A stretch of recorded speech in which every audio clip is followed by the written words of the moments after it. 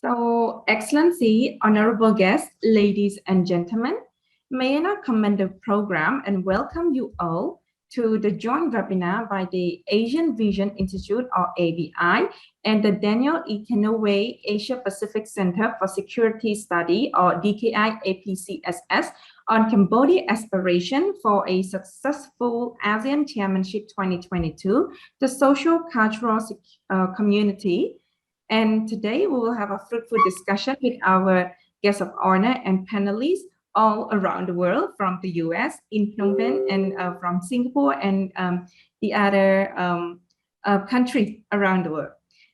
So the objective of this webinar is to solicit the different stakeholder perspective and impacts on how to achieve Cambodian chairmanship priority on the ASEAN Socio-Cultural community, and to explore a feasible solution and next step addressing likely issue and challenges to be encountered in the ASEAN Socio-Cultural community.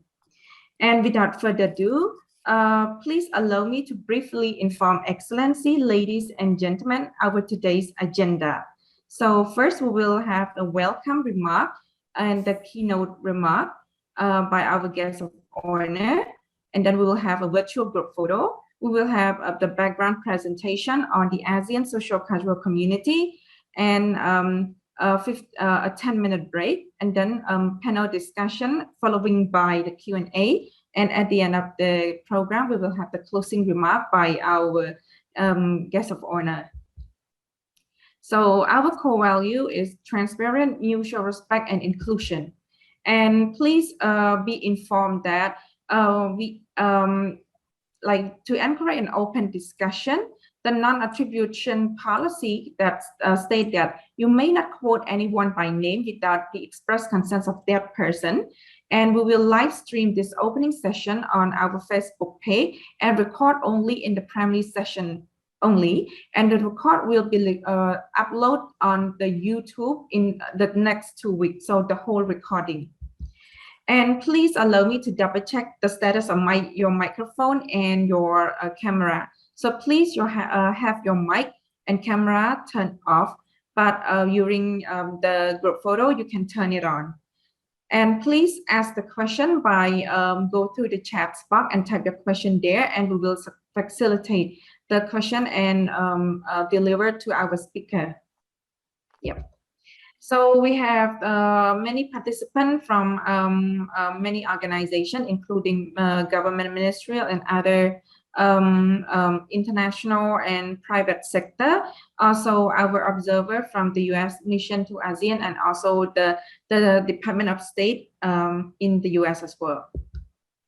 So first of all, I wish to invite Dr. Socio-Cultural, the chairman of the ASEAN Vision Institute, to deliver his welcome remark. Dr. Socio-Cultural, over to you. Good morning, and I think to some part is good evening to all. But let me foremost address to Brigadier General James Hire. Sorry. Okay. Yes. And all the participants, Mr. William Flans, Dr.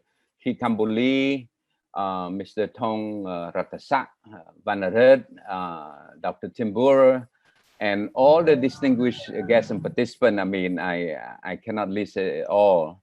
But today it's an honor that I'm back again. I remember about maybe about a month ago, we had another seminar, but on the second pillar, which is on the economic aspect of ASEAN.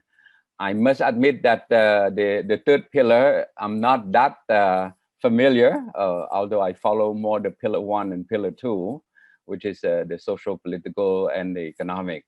But let me try my best to sort of like motivates the participant to contribute to this exchange. Let me get the formality out of the way first. I just want to congratulate AVI, particularly the Mekong Center for Strategic Study, and DKI, the APCSS, for joining hand to establish this program. And unfortunately, this is the last seminar we're going to be doing together. And I must assess that it has been, from the feedback I have from participants, that it has been a good success, a good exchange, a lot of idea, a lot of thought flow, to how to assist Cambodia Chairmanship to be successful next year. So this is one of my main comment is a big congratulations to the co-organizer. Let me go to the point on the social cultural community.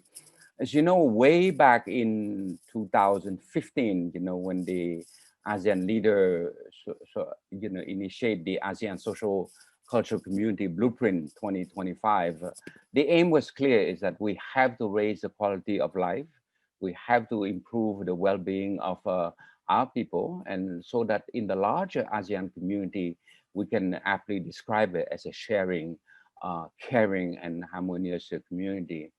And I must say that it's for the last, I would say, 7 years since we have this blueprint, we've been doing a lot of work to transform the ASEAN community into an inclusive and resilient community, a community that is capable of adapting, of responding to social and economic vulnerability, like climate change, for example, but at the same time, to promote a dynamic and harmonious society, proud of our identity, culture, and heritage.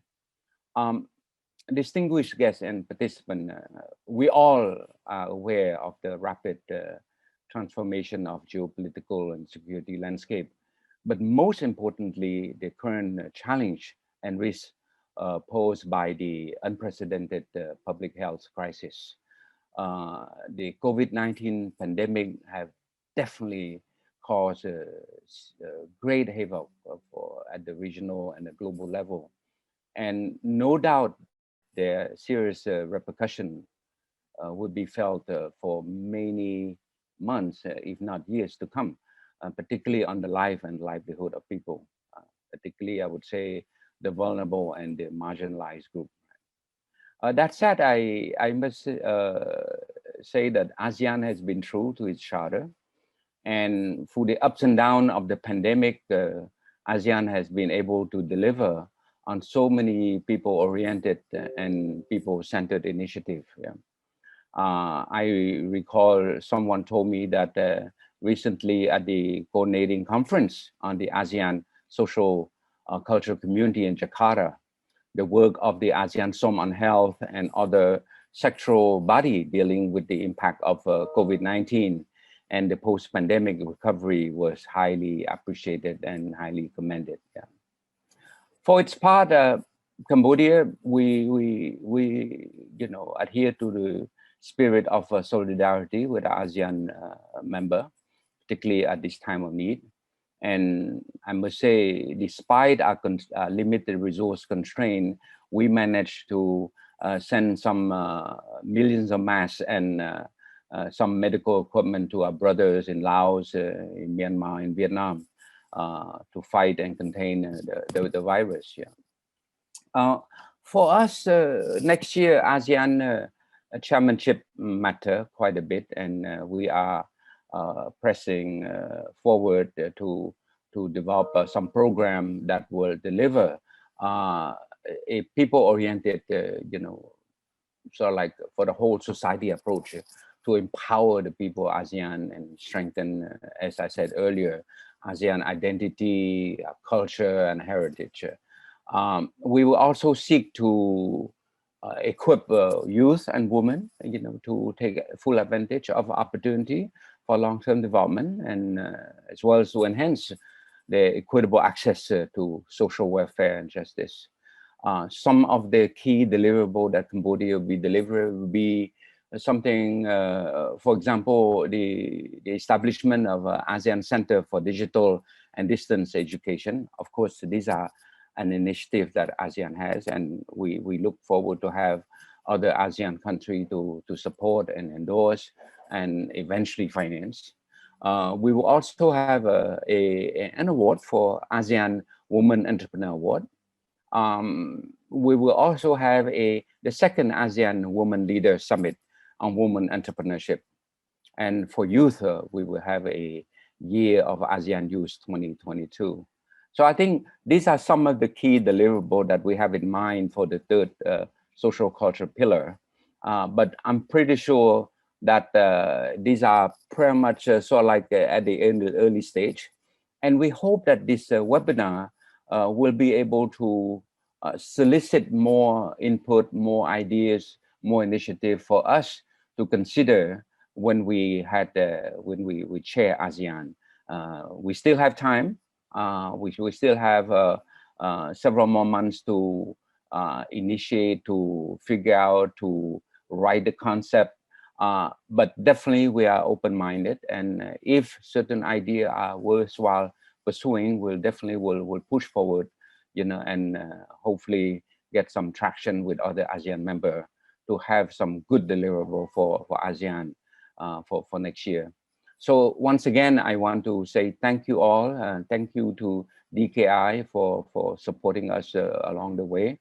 I hope that next year when we have the ASEAN chair, we will definitely reach out to DKI again to come up with other ideas and maybe some other event that we can join together. So on that note, let me wish all the participants, a great discussion, and I look forward to hear the outcome of the webinar. I wish you all good luck and have a productive discussion. Thank you so much. So thank you, Dr. Saksipana, for a very insightful remark. So next, may I invite the Brigadier General Jamharait, the Deputy Director of DKI and APCSS, to deliver his remark. Thank you, and aloha, everybody. So that should cover the good morning, the good afternoons, and the good evenings to everybody. And aloha, Dr. Sikfana. And thank you again for being a great partner and a great host for this series. And thank you for your comments. And I did note a discussion about what can happen next year. And I can assure you on behalf of our director, Pete Gumatau, that we are keen to continue to assist AVI and Cambodia in your activities next year. So again, aloha from Honolulu. And for recognitions up front, again to Dr. Saksipana, it's really good to see you again. And also President Chang Bonarit. I know that this is going to be another terrific session. We're excited.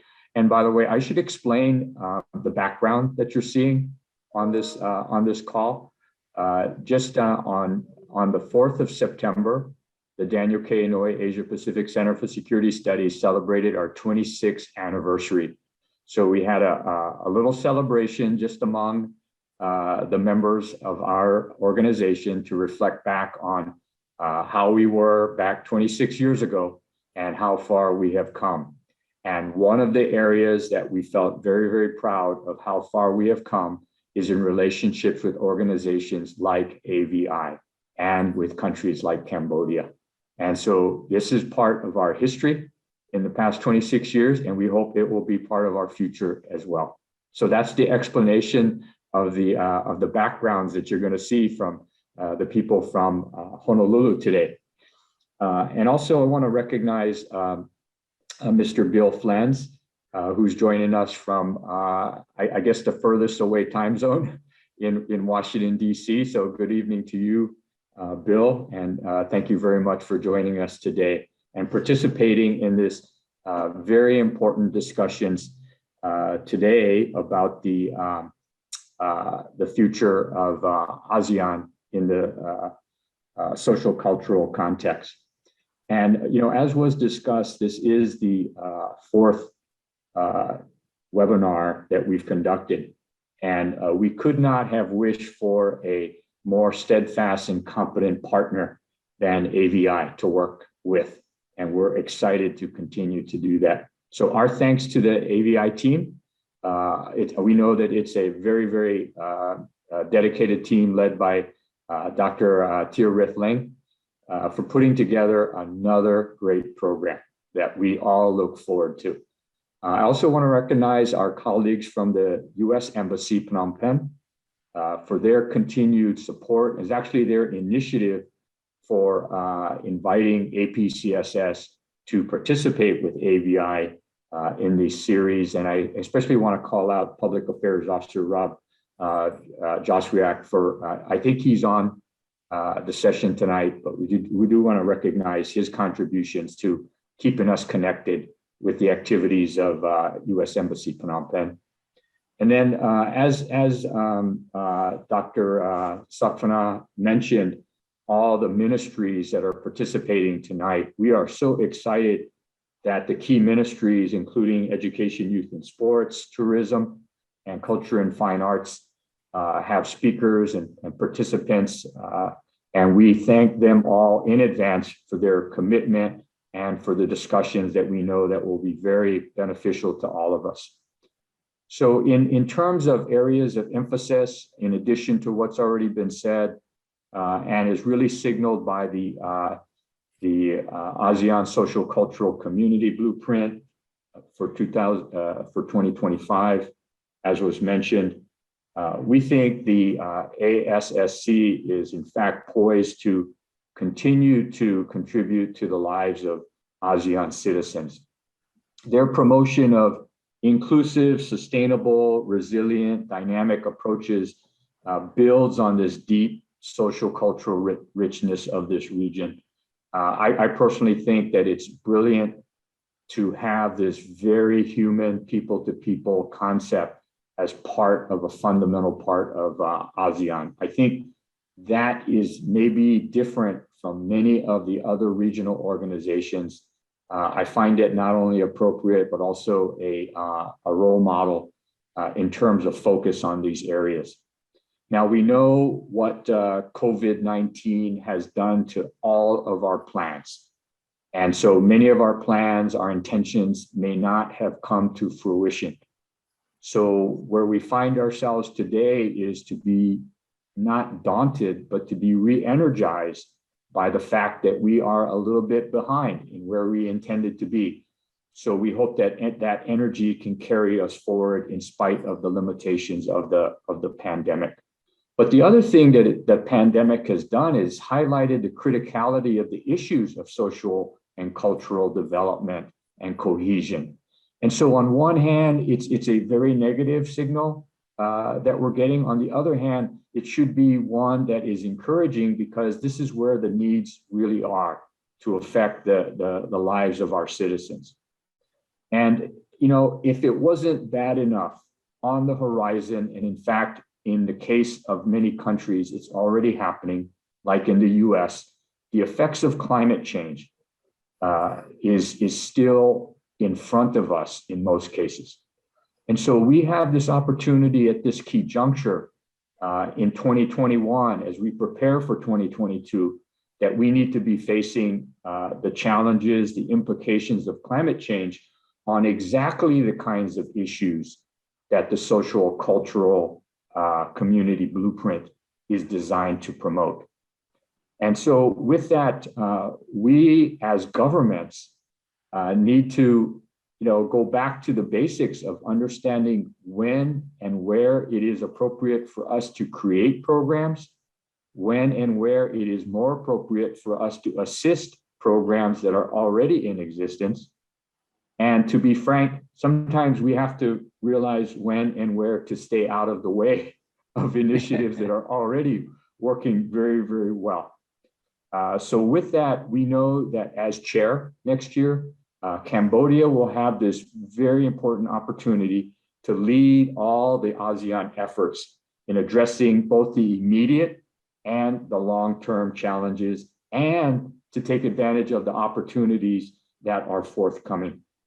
So we know that Cambodia, with its own very rich history, which I am happy to say that I got to see firsthand in my visit to Siem Reap, that this history, along with the vitality of this very young generation population in Cambodia, I'm very confident that Cambodia will handle this very, very well. So I want to echo the comments about looking forward to the great discussions today. They'll be great, not just because of the terrific presenters, but it'll be great because of what I've seen in the previous 3 sessions. A lot of communication among the participants and a lot of very, very good questions by the participants. So my encouragement to everybody is to be engaged and get your questions, comments, suggestions out into the open. And again, the participants today from the Daniel K. Inouye Asia-Pacific Center for Security Studies, DKI APCSS, we are so happy and delighted to be able to be part of this. And we look forward to another great webinar. Mahalo. So thank you, President General, for the very inspirational remark. So next, may I kindly invite Mr. William Flynn, the Director of the Office of Multilateral Affairs, Bureau of East Asia and Pacific Affairs of the U.S. Department of State, to deliver his keynote address. So, Mr. William, the floor is yours. Thank you so much. And good morning, Excellencies, colleagues, friends, distinguished guests, and members of the audience. It's really a pleasure to be with you, to join you for this really important event. I'd like to begin by thanking the hosts, the Asian Vision Institute, and the Asia-Pacific Center for Security Studies for inviting me to speak with you today. In particular, we really appreciate the comments by Dr. Sok Sapana and General Hirai, really laying out the issues very, very thoughtfully. So thank you for that excellent lead-in. Friends, it's clear to all who are involved in Southeast Asia that it's a land in a region of opportunity. It's a region on the rise with a dynamic young population, the world's fastest growing digital market, and tremendous diversity. The United States has a long history of engagement with Southeast Asia, and particularly with ASEAN as the organization's first dialogue partner, the first partner to name an ambassador to ASEAN, and the first dialogue partner to open a resident mission in Jakarta. So we're very proud of that long history of our engagement. It should come as no surprise then that the US is playing an active role in helping ASEAN chair countries to prepare for their busy year of leading the organization. I'm very glad that APCSS has been able to co-host this event with the Asian Vision Institute. And again, it's an honor and a privilege to be with you today. I'm also very pleased to join the discussion about the opportunities facing Cambodia in the Asian socio-cultural community, which plays such an important role in helping to build the inclusive, sustainable, and resilient region that can better advance opportunities, prosperity, and growth for its people.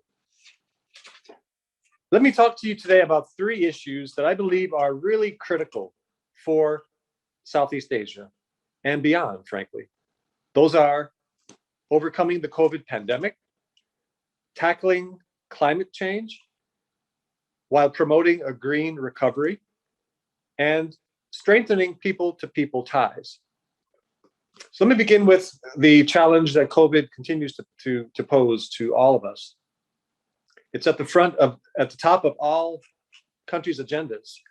The US remains committed to helping the countries of ASEAN beat back COVID, both in immediately bending the curve, but also in building back from the economic impact that COVID has wrought. We commend ASEAN's efforts to address the COVID-19 pandemic, and in particular, commend Brunei for its steady chairmanship of ASEAN throughout this very challenging year.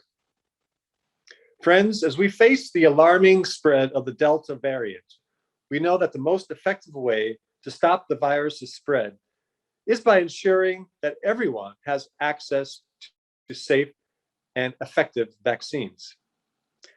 I'm very pleased to say that the United States is doing its part to make that happen. We've provided, to date, we have provided more than 173 million US dollars to fight COVID in the region. And we have shared more than 25 million vaccine doses with ASEAN countries. And there are certainly more to come.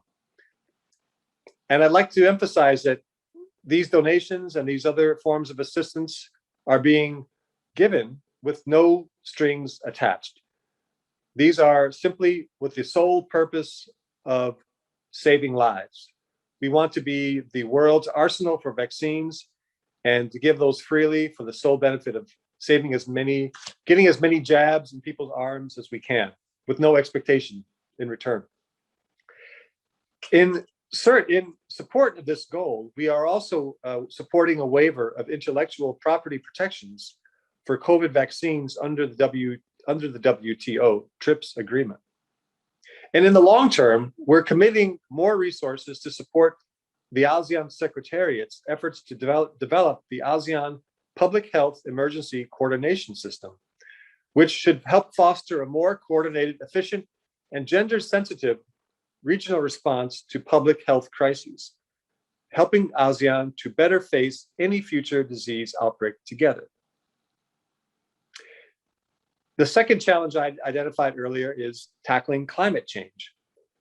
We know that the greatest concern for many countries, communities, and families is how to build back better from the economic damage of the pandemic.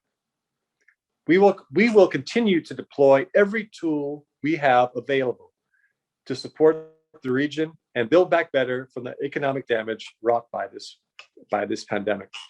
It's also a great opportunity to commit ourselves to a green recovery that supports both economic growth and aligns recovery policies and investments with a pathway to achieving our climate goals. The United States has placed climate change firmly at the center of our foreign policy, diplomacy, and national security. President Biden has announced a US target to reduce our net greenhouse gas emissions by 50 to 52% below the 2005 levels by the year 2030. It's a very ambitious target, but one which demonstrates our commitment to returning to a role of global climate leadership.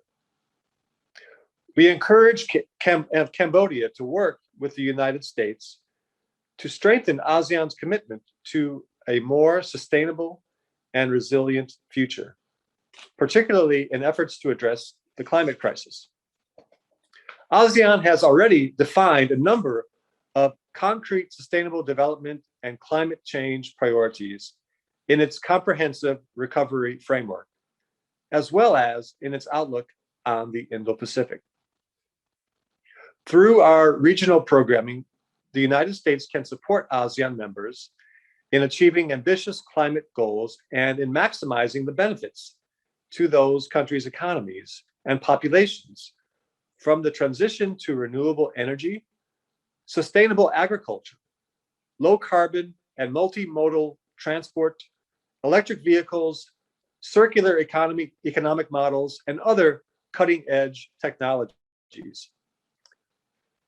The US ASEAN Smart Cities Partnership is one vehicle by which we are using to transmit those technological best practices. We're helping ASEAN cities to develop sustainable urban solutions to mitigate and adapt to the impacts of climate change. All told, United States government agencies have launched some 20 projects that are helping to improve sustainable transportation, water management and resource reuse, and energy modeling for the cities in the ASEAN Smart Cities Network. By the end of 2021, we expect to launch the Southeast Asia Smart Power Program, which is designed to support modern, reliable, and resilient sustainable energy systems in Southeast Asia. This new activity aims to decarbonize and strengthen the region's power system by increasing regional energy trade, accelerating the development of clean energy technologies, and actively engaging private sector leaders. An upcoming US ASEAN Green Economy series will leverage public and private US experts to advise ASEAN audiences on technology, solutions, and best practices across a range of environmental issues. We can also help vulnerable populations by partnering with countries to apply best practices, science, knowledge, and tools for climate resilient development. Under the Mekong-US Partnership, the United States is engaging Mekong countries on climate adaptation and resilience, including through such technical assistance. The US-backed Mekong Water Data Initiative is increasing water data transparency, thereby enabling the Mekong River Commission and other Mekong countries to jointly manage climate-related impacts on the Mekong River through technical assistance and tools such as the Mekong Dam Monitor. Finally, I'd like to touch on the third issue I identified at the outset. That is people-to-people ties. Frankly, this is the core driver of our economic recovery, because it's people, frankly, that make this recovery happen. People are at the heart of the ASEAN socio-cultural community, and we are excited to continue decades of successful collaboration with the wonderful citizens of Southeast Asia. We have recently taken several steps to further expand our people-to-people ties and to support human capital development in the region.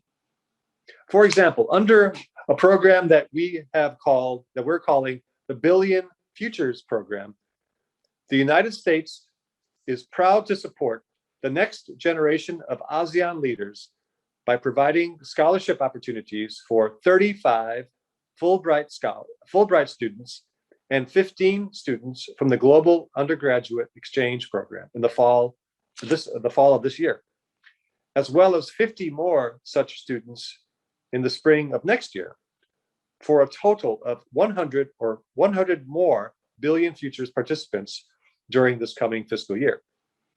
And for those who are wondering why we're calling it Billion Futures, it's because it reflects the combined 1 billion strong population of the United States and of all the countries that make up ASEAN. The Waisili Academy at Fulbright University in Vietnam was launched last year. It offers executive level capacity building seminars for entry to mid-level professionals around the themes of technology and innovation, public policy, and entrepreneurship. And the acronym YSEALI stands for Young Southeast Asia Leaders Initiative. And that's something I think that lies at the core of what the socio-cultural community of ASEAN is also focused on. The United States has also provided an additional $500,000 to continue the YSEALI Seeds for the Future program. This initiative supports young Southeast Asian leaders' innovative ideas for civic engagement, economic empowerment, education, and environmental issues through small grant funding. We're very excited to see how these programs will continue to encourage the youth of Southeast Asia to grow and to positively impact and influence their communities. Friends, I've highlighted some of the ways that the United States has been a partner with ASEAN over the years in support of our shared regional goals, and how we hope we can continue to work with Cambodia during its important chair year. I sincerely hope this workshop will contribute to our understanding of the possibilities as well as the challenges we will face as we prepare for the year ahead. And of course, we're very excited to hear about Cambodia's own vision for the socio-cultural community, as well as the other communities in the chairmanship year. I was very happy to hear some of those ideas that Dr. Sok outlined at the beginning, and I really hope that they will be able to come to fruition. So with that, friends, let me leave you and say thank you again, and thanks again to the hosts for extending this invitation to speak, and I wish you all a very fruitful and successful workshop. Thank you.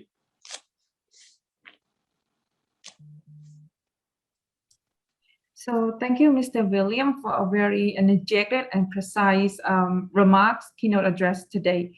So without further ado, I would like to inform that this is the end of the Facebook live streaming, and I wish to thank all of the audience who are actually watching us via Facebook for attending this event. And we will end our live streaming here, but we will continue the whole program in the Zoom meeting.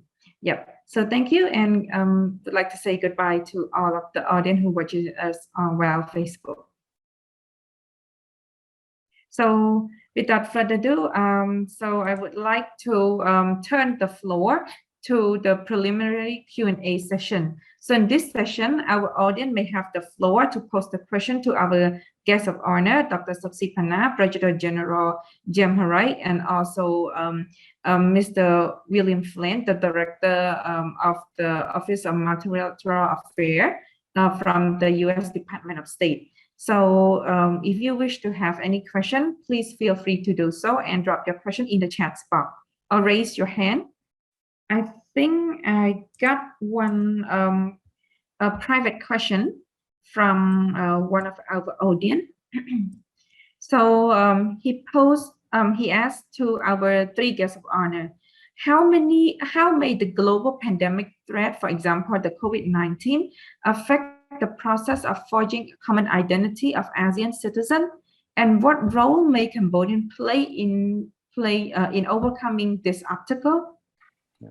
Well, this is a multi-million-dollar question because let's face it, you know, in ASEAN, we have a different country in ASEAN have sort of like a different response, you know, in terms of their approach to deal with the COVID-19.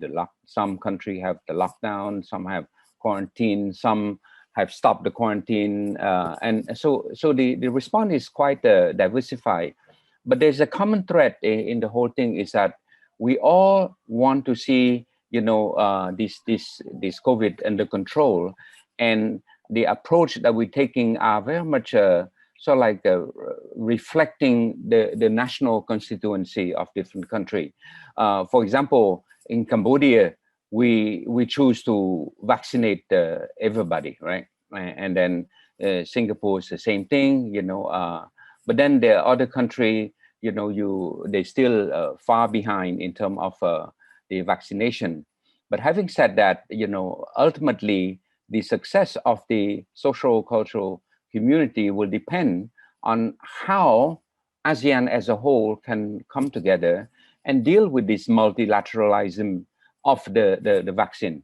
The availability of vaccine matter, you know, the affordability of vaccine matter. In the case of Cambodia, the government have make a plea to private sector to help contribute to the purchase of the vaccine, you know. So grant is not enough because look, we have 16 million people, you know, and that's a lot of vaccine, and we don't expect that all are granted, and some of it have to be purchased. But the other countries who are richer than us, they could afford to buy all this vaccine without having access to grant. But ultimately, you know, this is quite a challenging approach how we deal with this, you know, this aspect. And I don't myself, I don't know how we ultimately resolve that, except that each government will have to, you know, think their own way. You know, some government are more financially capable than other, and so the approach vary. You know, the approach vary from richer country to not so rich country. Say, for example, Vietnam can afford, but they have a population of 100 million. Cambodia is okay. We only have 16 million.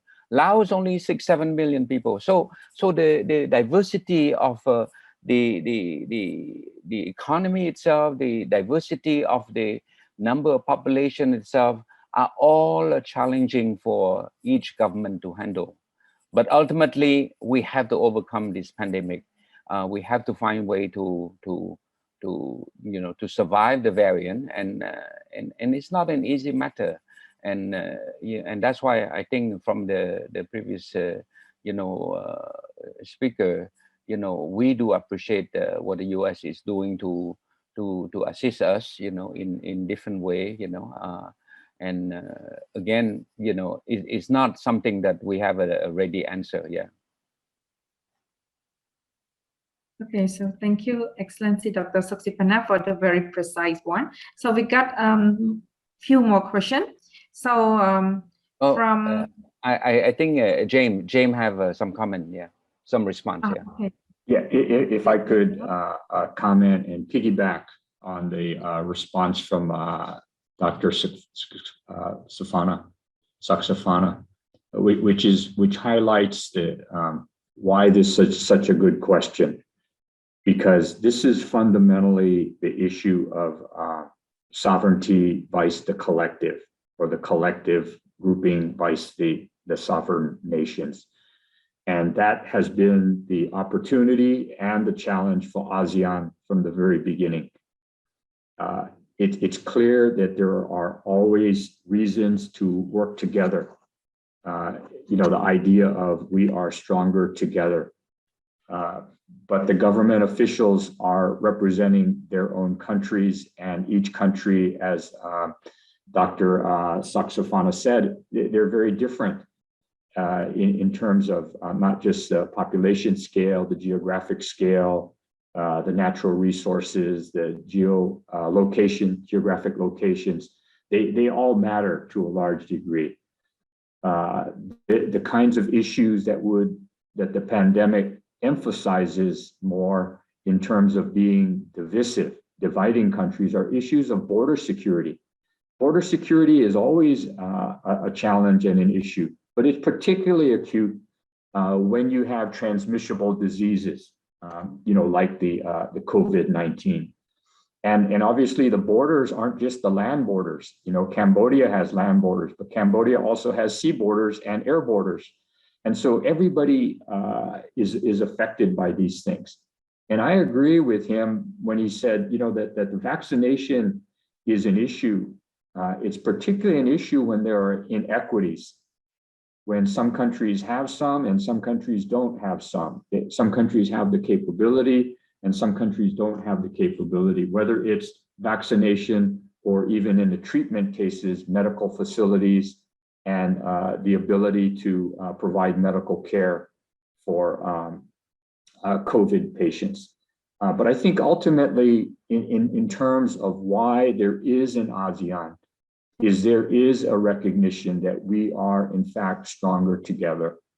And the reason for this particular topic of social-cultural engagement and unity is the one that really brings out this issue of common humanity among all the peoples of the ASEAN countries. So even as daunting as it is something that I think in the discussions today, we'll find ways where this can become a springboard for even more unity and cohesion among the ASEAN countries.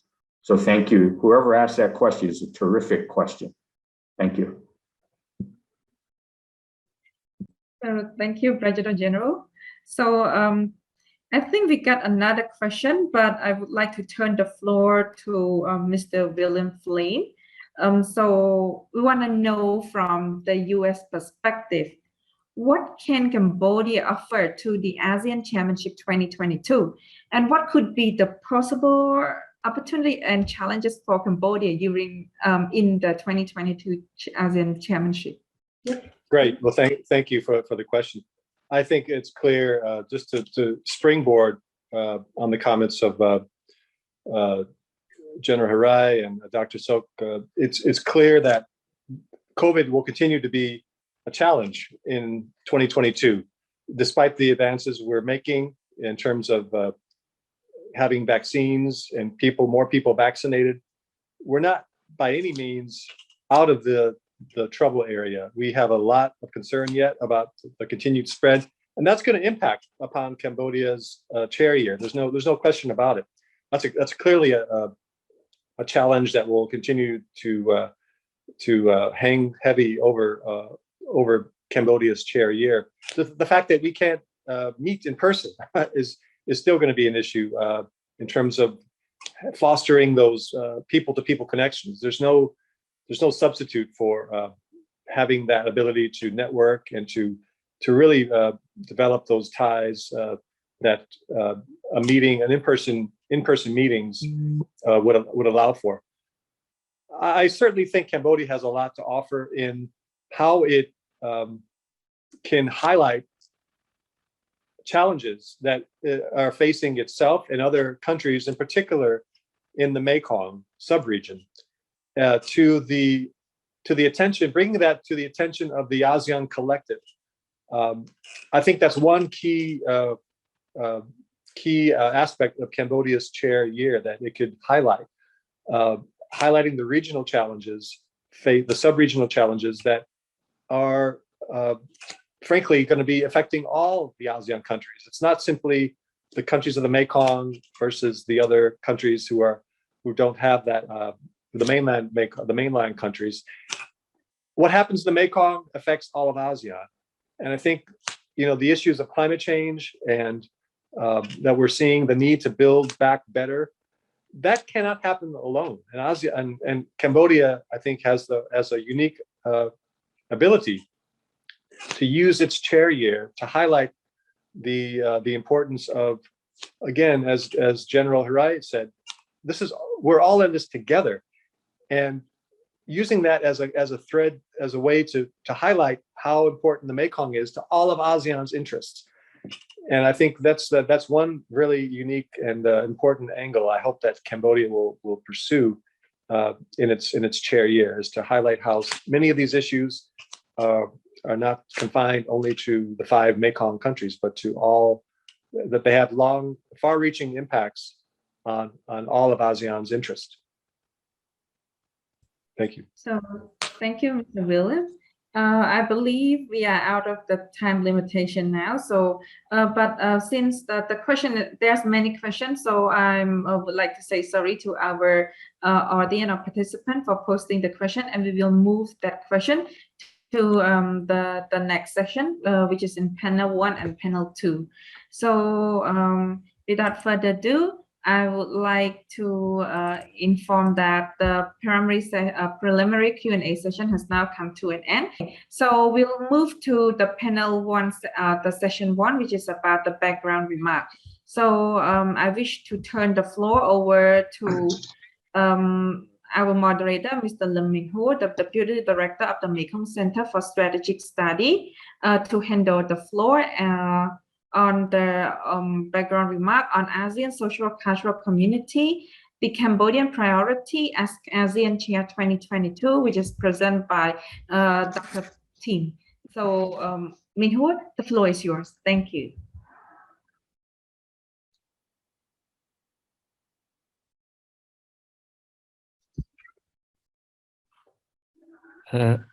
Thank you so much, Mr. Thierot, for handing over the floor. Very good morning, Excellencies, distinguished guests, ladies and gentlemen. Welcome to the background presentation sessions. My name is Minh-Hua. I am the Deputy Director of the Mekong Center for Strategic Study of AVI, and I will be your moderator in this session. First of all, I would like to introduce our speaker for this session, Dr. Tim Yua. Dr. Tim, could you hear me clearly? Yes, I can. Thank you very much, Dr. Tim, for joining us today. Excellency, distinguished guests, ladies and gentlemen, I would like to inform that Dr. Tim is currently the professor at the College of the Security Study of APCSS. And Dr. Tim has over 30 years experience as an economist and a lawyer advising governments and other organizations in many regions around the world, including Southeast Asia. So during the session, Dr. Tim will deliver the background remarks on the topic of ASEAN Socio-Cultural Community, Priorities and Opportunities for Cambodia as the ASEAN Chair in 2022. Before I hand over the floor to Dr. Tim, I would like to inform our participants that you could post your questions to Dr. Tim after his presentation. You can just post your question in the chat box here, and I will deliver your questions to Dr. Tim after his presentation. So without further delay, I would like to hand over the floor to Dr. Tim for the background presentation. Dr. Tim, the floor is yours. Thank you. Thank you very much, Menghur. It's a pleasure to be with everyone today. Just making sure everything's set up. Hopefully you can all see my slides. Are they presented, please? Yes? Yes. Thank you. Just want to say that it's an honor again to be here to talk about the ASEAN Socio-Cultural Community. I always hate doing this after all the keynote addresses because I think all the good points have been made by someone already, but I will continue and deliver this so that we can have a brief discussion. I want to first, though, provide a disclaimer that the views that I express are mine and are personal and not the views of the U.S. government or the center here in Honolulu. And second, just by way of background, and some of you know I've been working, prior to coming to the center, I worked on ASEAN programs through USAID funded programs on both on all aspects of the ASEAN community. My emphasis on the ASCC, the ASEAN Socio-Cultural Community, was in the earlier part of my career, but I've continued to be involved in issues of gender, food security, and labor within ASEAN. And so we'll be talking about a range of topics here. So just to move right along, here's a brief outline of my remarks. I'm going to begin this time by talking about the ASEAN Socio-Cultural Community and how it's structured. I'll talk very briefly about UN Sustainable Development Goals and about the ASCC, got one of them, but I didn't get both of them. The ASCC blueprints and plans. Then just some background on Cambodia and the socio-cultural area, and then just some thoughts on priorities. Let me just move right along here because I've got too many slides and not enough time. So I'm going to talk briefly about the socio-cultural community. As everyone has stated, the social-cultural community is of critical importance to ASEAN. It's where we really talk about people-to-people contact. It's where we talk about equitable provision of services and how the ASEAN community becomes, sort of more real for everyone involved. And so this is it's a critical set of issues for ASEAN. However, it's also, while also being critical, it's also very broad. And I think that, that's been, its diversity is great and interesting, but it also makes it, I think, a bit of a challenge for everyone to sort of wrap their heads around exactly what is going to be involved. So I'm going to talk briefly about this diversity so that we have a real understanding of the broad nature. So first, let me just talk about the characteristics and elements of the ASEAN socio-cultural community. And this is in the blueprint. So it's a committed, participative, and socially responsible community. It's inclusive, it's sustainable, it's resilient, it's dynamic and harmonious. All of these are the factors. They're very broad, they're very inclusive, they're very, aspirational concepts, and I think very important. And so that's how it's described, but that doesn't actually describe what it does. I mean, it talks about the aspiration, but it doesn't talk about the details. Well, now we get to the details. I showed this chart the last time when I talked about the ASEAN economic community. It's unreadable. I don't expect you to read it. The red boxes on this chart are the social cultural community committees.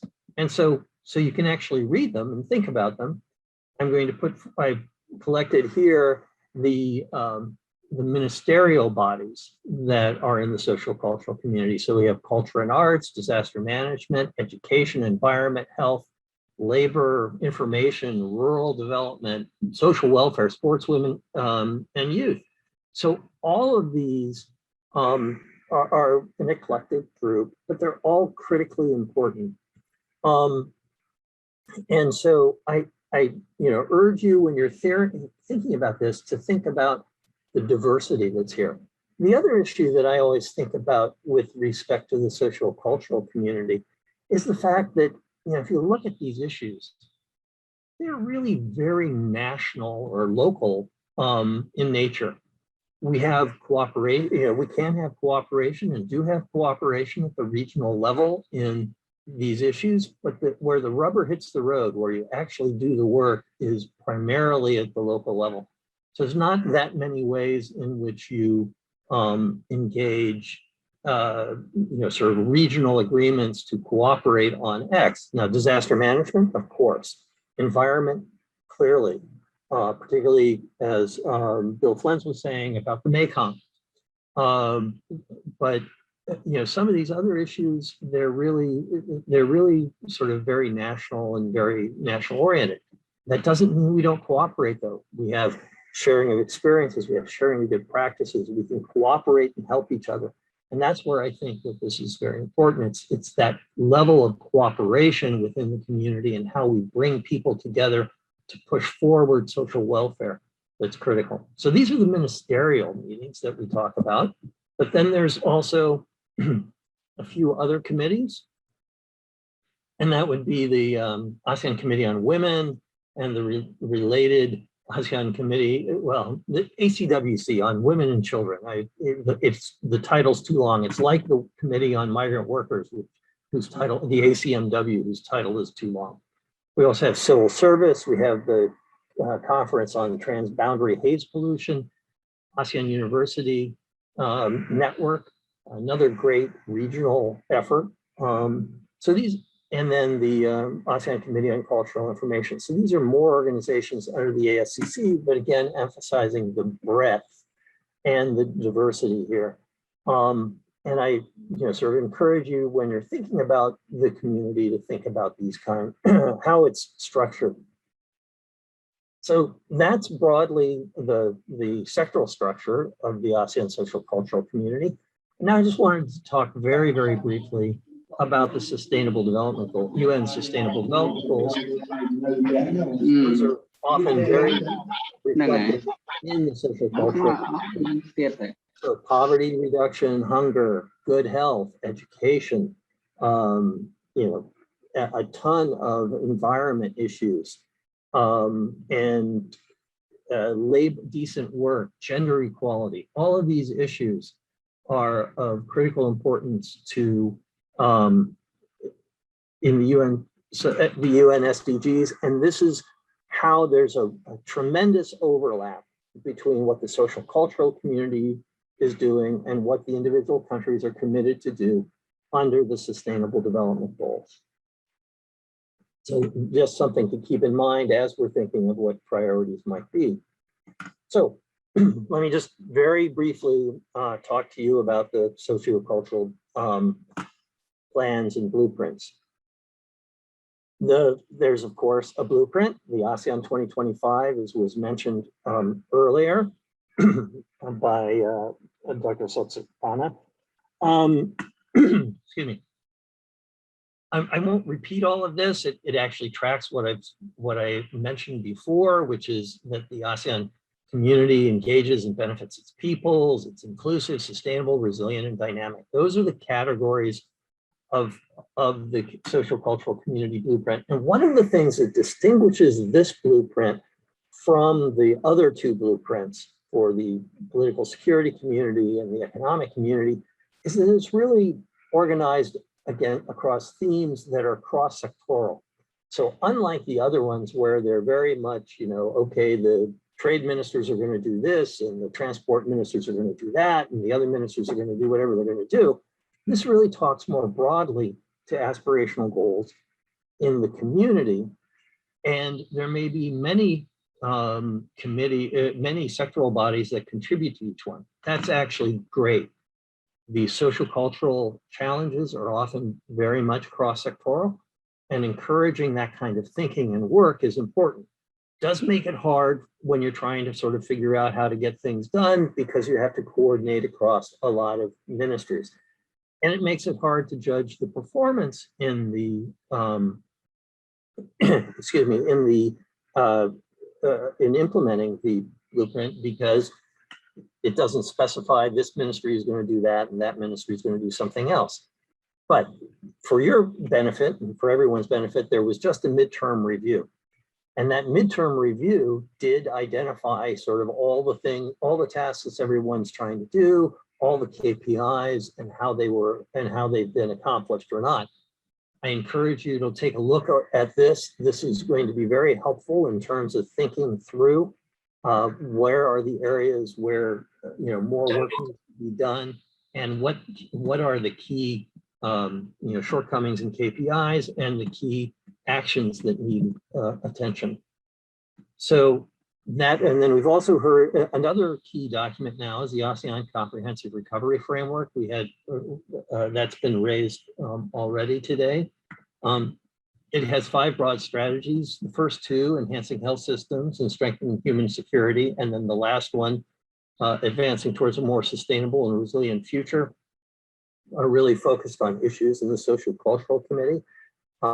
Encourage you to look at this. If you look through all of these, there are details in here on different actions that are proposed and are possible priorities for Cambodia in the upcoming year.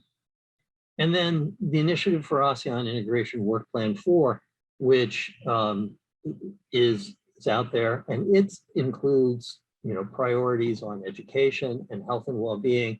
So again, these are important because it focuses on the specific needs of Cambodia, Laos, Myanmar, and Vietnam. And so again, can offer a framework for thinking about some of the key issues that you might want to be considering it as priorities. And then just finally, Brunei, it has its own chairmanship deliverables. I found the booklet that Brunei has published, and it's out there, and they had 16 ASCC deliverables, including a comprehensive framework on the care economy, and another regional framework on gender mainstreaming, a plan, a framework, and a plan. What I'd highlight here is that a lot of what Brunei was identifying as deliverables, and a lot of deliverables that are often done in ASEAN, are these kinds of plans and frameworks and approaches and the like. I really strongly urge Cambodia to really think through how can you pick actions, activities, concrete steps in implementing those that you could identify as priorities. I think that's really critical as we move forward with all 3 communities and try to identify specific actions that can be taken. Okay, I'm going to try to go through this quickly so that we can get to the Q&A. So I just have a few things on just to highlight issues in Cambodia or accomplishments in Cambodia. So we talk about healthcare. Cambodia has seen significant improvements in maternal health and life expectancy, as well as infant mortality. There's been a successful COVID vaccination strategy. So there's a lot of positive things to say about healthcare. in Cambodia, but access to quality healthcare remains an issue for poor and in remote rural areas. So this is an area where, Cambodia could be thinking about, well, how can we, help ASEAN improve healthcare across the region and in ways that would also benefit us and the needy within the country. And then with COVID being omnipresent for everyone, COVID and its health responses are going to be important. So next, just talk a bit, just education. Again, education is an area where Cambodia has made tremendous advances over the last decade, but there's still some concerns over the quality of public education and some improvements needed in relative education attainment of girls versus boys. All of these things, again, are issues that could, be considered when Cambodia is doing its chair deliverables. Poverty, again, poverty has been significantly reduced in Cambodia. With the last number I was able to find was from the ADB, which said 10%, roughly 10% of the population is below $1.90 PPP per day poverty line. And GDP per capita was 1513 in 2020, down a bit from 2019.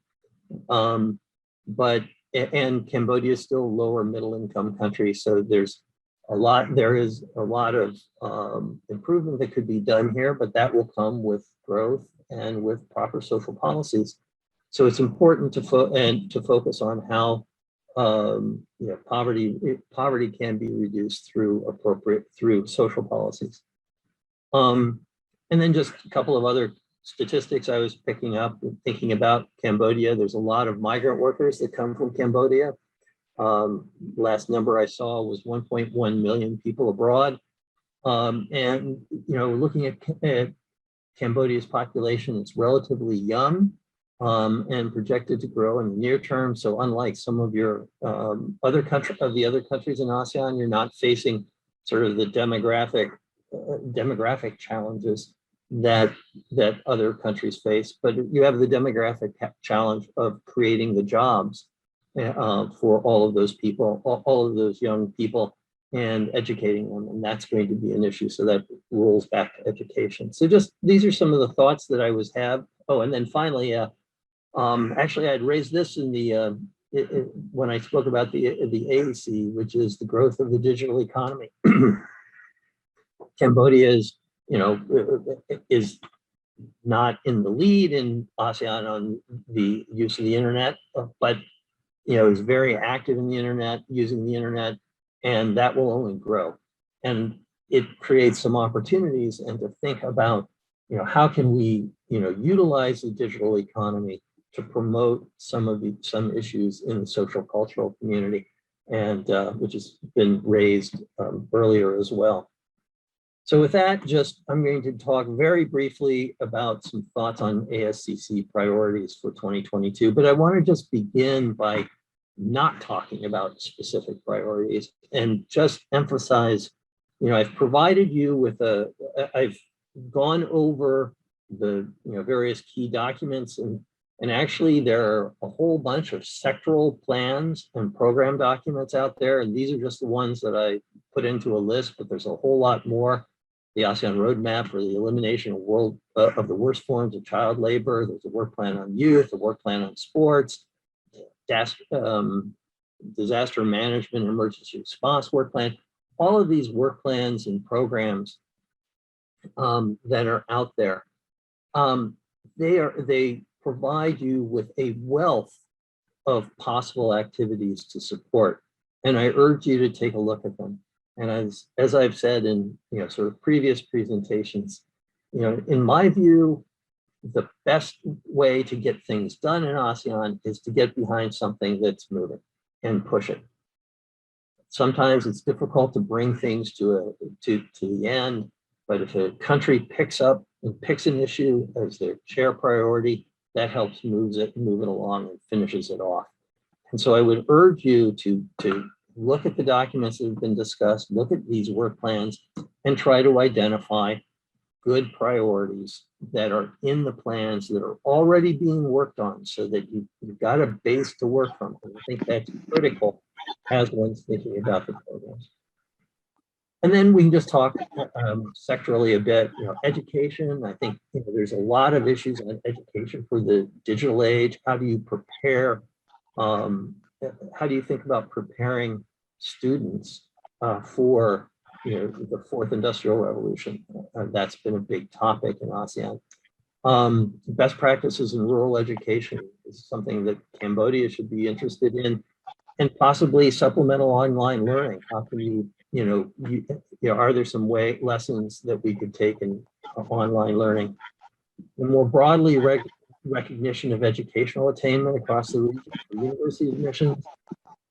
Something we worked on a long time ago, an ASEAN curriculum for students. How do we bring ASEAN and make it real within the classroom? And then at the university level, ASEAN, Southeast Asia or ASEAN studies collaboration, I think is a possibility. So those are just some thoughts on education. Healthcare, clearly cooperation on COVID and vaccines. Forward looking on pandemic preparedness. I think we've already, there's already some activity going on in this area. Mutual recognition of healthcare credentials to help to allow countries to be able to, sort of better share, skilled personnel. Telehealth, again, the application of technology to a problem.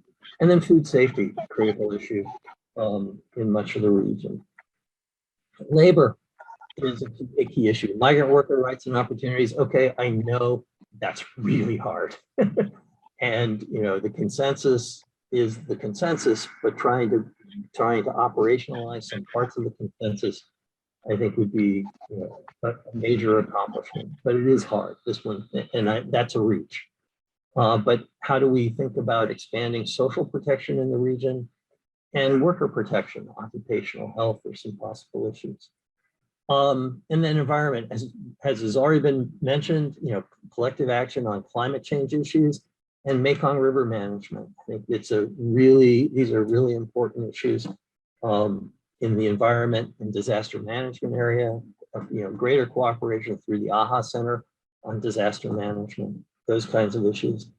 And then on inclusive communities. So there's a work going on a regional plan of action on women, peace, and security, an issue near and dear to my heart and to the people here at the center, and implementing the strategic framework for gender mainstreaming, which is just, I think, been approved or is about to be approved, and then expanded interaction, and then getting to a point that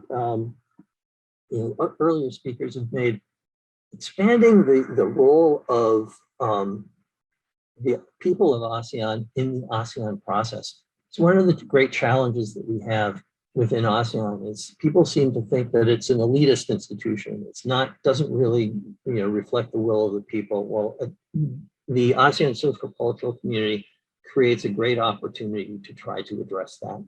And so that's another area of possible cooperation. And that's it. I just would circle back though to the point that I'd made earlier. This is all about trying to find things where work is ongoing, where you've got a foundation, where you can get things done, and working with the committees, work with the various sectoral bodies, find the opportunities, and bring some key activities home. And with that, mahalo and some upward. Okay. I'm going to turn off my slides. And I hope I did that in a reasonable length of time. Thank you very much, Dr. Tim. It was fantastic. The presentation was really interesting. I believe that all the audience here, including myself, have captured a lot of new insights from your presentation. I think now we have come to the Q&A session, Dr. Tim. And I think that we will have around 20 minutes or so for the Q&A session. And now I have already received a few questions already in my hand. But in the meantime, I would like to inform our audience that you may also ask your question in the chat box here. and then I will deliver the most relevant questions to Dr. Tim. Okay, so now, Dr. Tim, I think I should go with the very basic question. You mentioned in your presentation, you mentioned a lot about the building a resilient and inclusive community. You're also mentioning about the midterm review and also a lot about the ASEAN community building blueprint. In your own perspective, could you provide some kind of assessment on the progress of the ASEAN social-cultural community building so far? Thank you. Well, thank you, and that's a great question. The ASEAN community building, it's a journey. It is not something that gets done overnight. It is something that is done step by step. I think that a ton has been accomplished. One of the things you guys have lived in ASEAN for forever. I lived and worked on ASEAN issues for 13 years. And I was amazed over that 13-year period, how ASEAN went from that thing that governments did that nobody talked about to the thing that everybody talks about. And, you may be cursing it, you may be, praising it, but people are talking about ASEAN and talking about the initiatives that are done in ASEAN. And so I think ASEAN social culture, and this is particularly important for the social cultural community because it's all about people-to-people interaction. It's all about engaging the broader population of ASEAN in the region and bringing home the idea that ASEAN is a region to everyone. And so I think that it's in that area, it's been very successful. In areas like disaster management, I think there's a lot of good cooperation going on.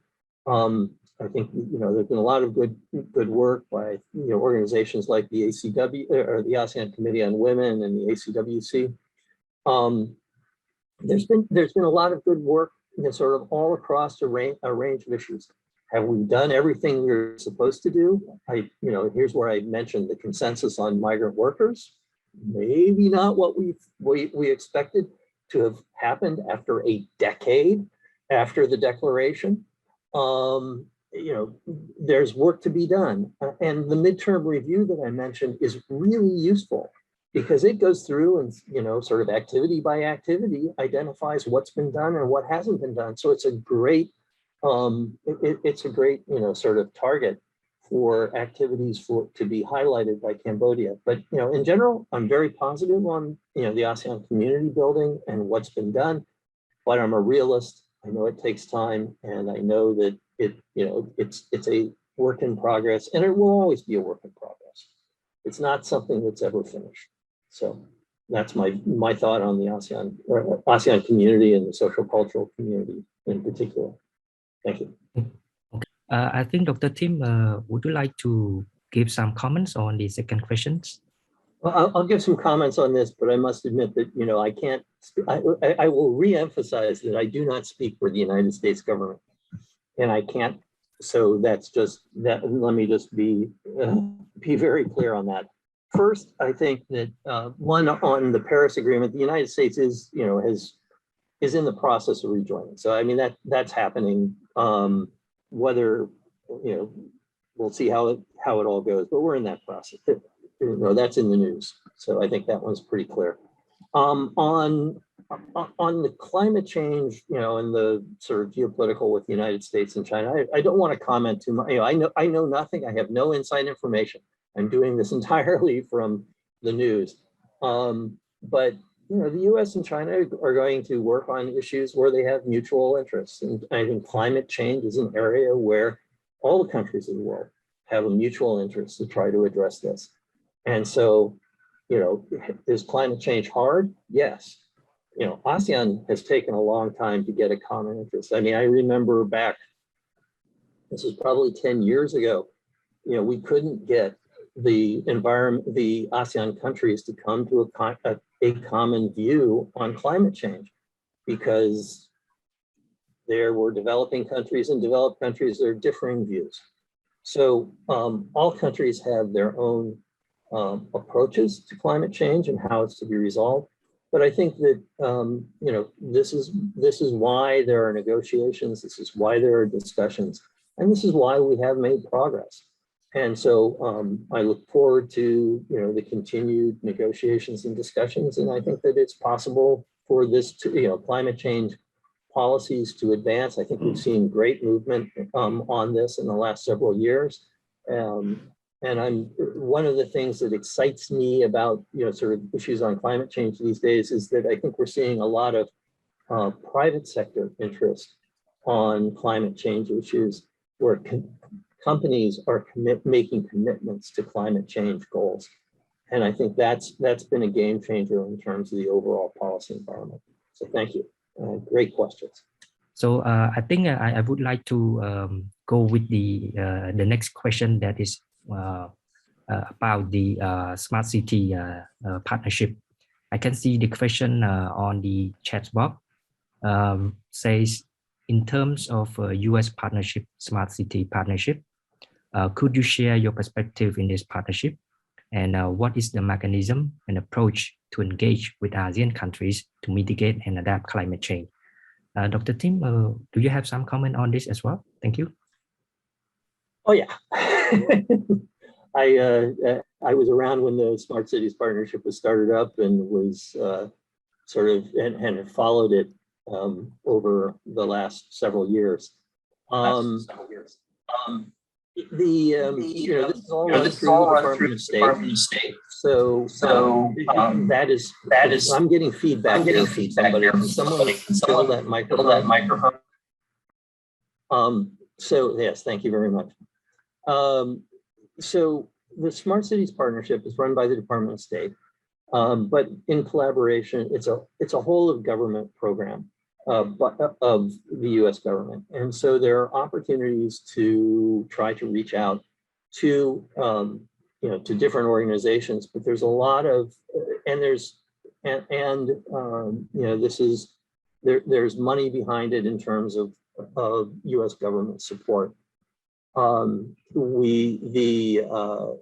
U.S. government meets regularly with the ASEAN Smart Cities Network, get the words right, and at those meetings, you know, issues can be raised, and, you know, requests can be made, and so that's one good way of addressing this.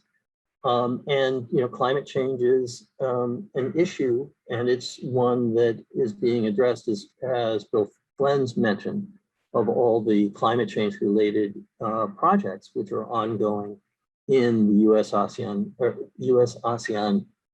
partnership, Smart City Partnership. And so there are some opportunities there. I would also urge people, you know, to approach their embassies. I mean, if you've got a smart cities program, or you've got some program there, that's another way. That's another avenue for trying to address, you know, these issues through the smart cities program. Thanks very much for the question. Thank you, Dr. Tim. I think I would like to go back a little bit to your presentation in connection to this question as well. You were mentioning about the, you know, during the, in the healthcare section, you were talking about telehealth, if I'm not wrong. Yep. Could you elaborate more on that specifically? Thank you. Ooh, you're being mean. No, not being mean. That's a great question. There's all throughout the region, there's a major challenge that capital cities often have very good healthcare. Maybe second cities have really good healthcare. Tertiary cities and other cities and rural areas, possibly not so much. I mean, everybody tries hard, and I don't want to, and by saying this, I'm not trying to diminish in any way the hard work of all the ministries of health. Those people work very, very hard, but there's only so many resources that can go around. Telehealth the ability to talk to a doctor, talk to a specialist who's not in your city or town or village has tremendous value. And also the ability to talk to somebody from another country, who might be able to help you. For doctors to be able to consult with people around the world through telehealth. All of these are tremendous opportunities. I think telehealth is an area where the value, it has tremendous value. Particularly has tremendous value to those who are least well served by the existing system. Because all of a sudden, you don't have to live in the same city as that specialist who might be able to save you. And so this is great. It's just great. And so finding ways to make that easier, finding ways to allow that kind of collaboration and cooperation, finding ways to be able to do that across borders could add tremendous value and improve the health of millions and millions of people across ASEAN. And so I think that that's a really big opportunity moving forward, and we just need to find ways to make it happen and make it sort of usable and make everybody comfortable with it. Thank you. Great question. Thank you, Even Dr. though I Tim. complained about it at the beginning. Okay, thank you very much for your explanation. Dr. Tim, I think I can see two more questions in the chat box. One says, how can the US restore all sectors such as environment, health, politics, etc., relations between government of Cambodia? And the second question is, what are the strategies for Cambodia to highlight the most important issues during the chairmanship? I'm not sure if you would like to give some comment on these two questions, Dr. Tim. I'm actually a bit uncomfortable with question number one on how to restore relations between the U.S. and Cambodia. Not my job. What my job is to talk to you all about issues having to do with the social cultural community. So I would like to sort of set that one aside, and maybe there's somebody here from the U.S. From the State Department who could speak to that. But what I will say is, the fact that we are here today, and this is a U.S. government, or I work for a U.S. government organization.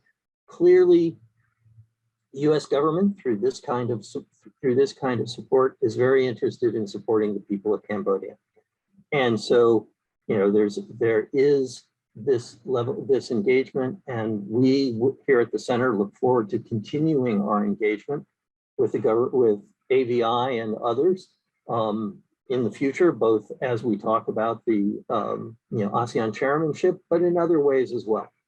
But beyond that, I think it's beyond my pay grade to talk about the sort of U.S.-Cambodia relationships. On strategies for Cambodia, for the chairmanship, I will circle back to what I keep on emphasizing. Cambodia has its own priorities, national priorities, what it wants to accomplish at home. You can reflect those national priorities in what you sponsor or what you support in your chairmanship. If an issue of telehealth, I think would be of tremendous value to Cambodia, expanding that would be great. But as I said, the trick in ASEAN is getting it done.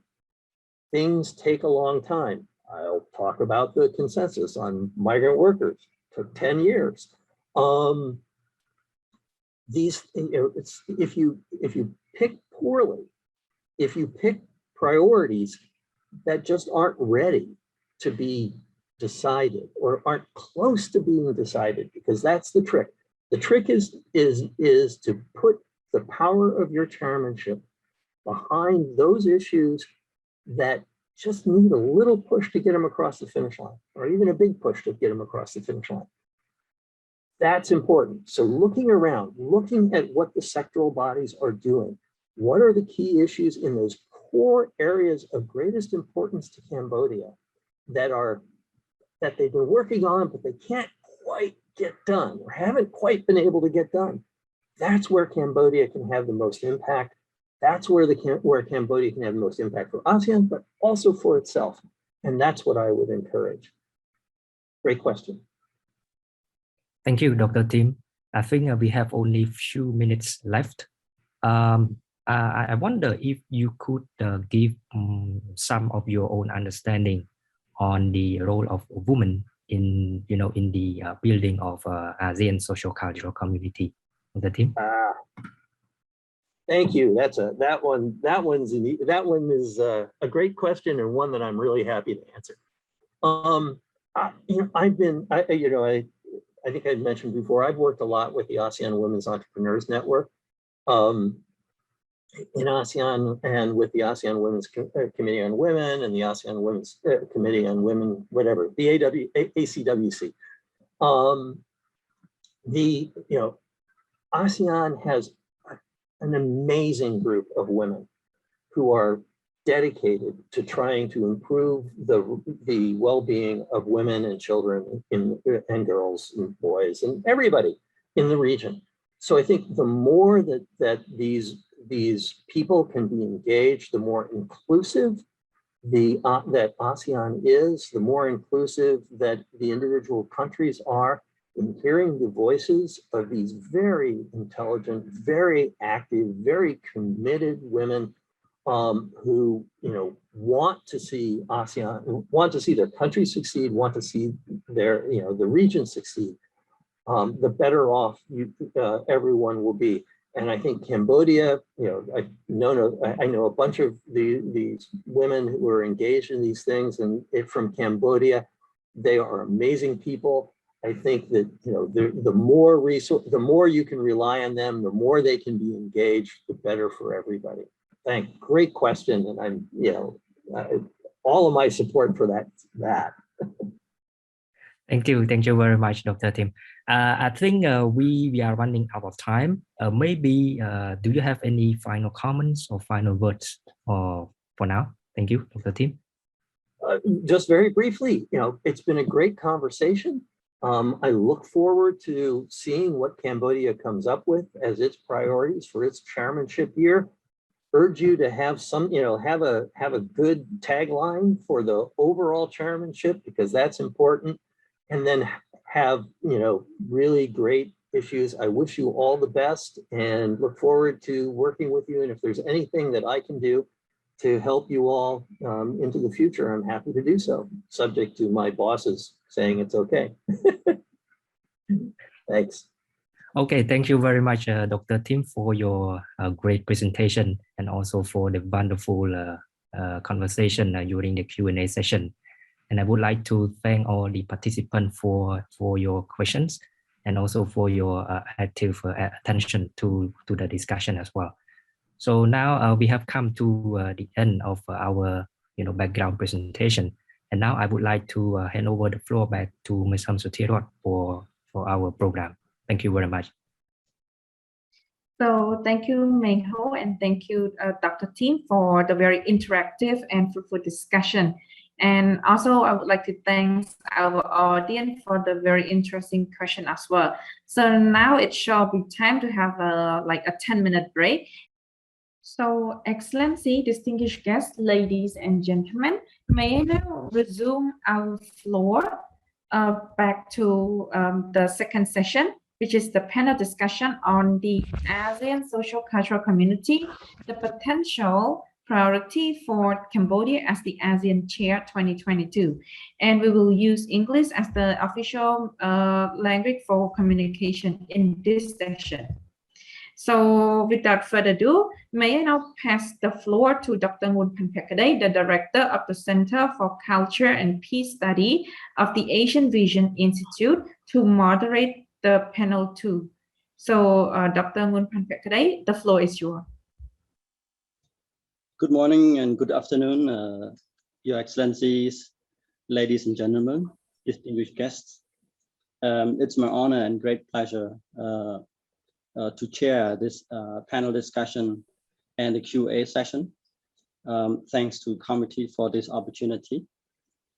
Please be welcome Please be warmly welcome to the session on Cambodia's inspirations for a successful Asian Chairmanship 2022, where we are going to talk about the social cultural community. Before I start introducing our panel, please allow me to apologize for possible inconvenience caused by internet instability. I heard some already occur here, but I hope it's not happened to me. Your Excellencies, ladies and gentlemen, we have the honor and privilege to welcome 5 brilliant panelists, representative from 3 different ministries, from Ministry of Education, Ministry of Tourism, and Ministry of Culture and Finance. Please, first of all, please warmly welcome Your Excellency Dr. DKI Lee, who is the Cambodia Senior Office Leaders, Ministry of Education, Youth and Sport. Please be welcome, Your Excellency Doctor. Thank you. Our second panelist from the Ministry of Tourism is Excellency Mr. Thong Rathasak. He is Director General of Tourism Development and International Cooperation. Please be welcome, Your Excellency. Our fourth panelist comes from Ministry of Culture and Finance. Please welcome Mr. Galkan Varia, who is Director of International Cooperation for Culture and ASEAN Affairs in the Ministry. Please be welcome, Mr. And our final panelist is also coming from the Culture and the Finance Ministry, Mr. Sam Satan. I hope I announced your name well. Please be welcome, who is a Director of Department for Copyright and Related Rights in the Ministry. Please be welcome. Ladies and gentlemen, we heard a lot about and have learned a lot from our speakers and distinguished guests a moment ago, and we heard also that education is one of the key fields in the pandemic, especially in the pandemic time. And I'd like to request Dr. DKI Lee to share his experience. What should Cambodia do to prepare well as the ASEAN chair in 2022 as a representative from educational area? Please, Doctor. Thank you very much, Dr. DKI, for giving me the floor. First of all, a very good morning to Excellency, ladies and gentlemen. Thank you very much for ABI and KDI APCSS for the invitation and giving me the opportunity to participate in today's webinar, which we will discuss the Cambodia aspiration and Cambodia preparation to receive the chairmanship in 2022. Actually, in October, Brunei Darussalam will be handing over the chairmanship to Cambodia in the coming ASEAN summit in October, which we will do virtually due to the challenge of the COVID-19 pandemic.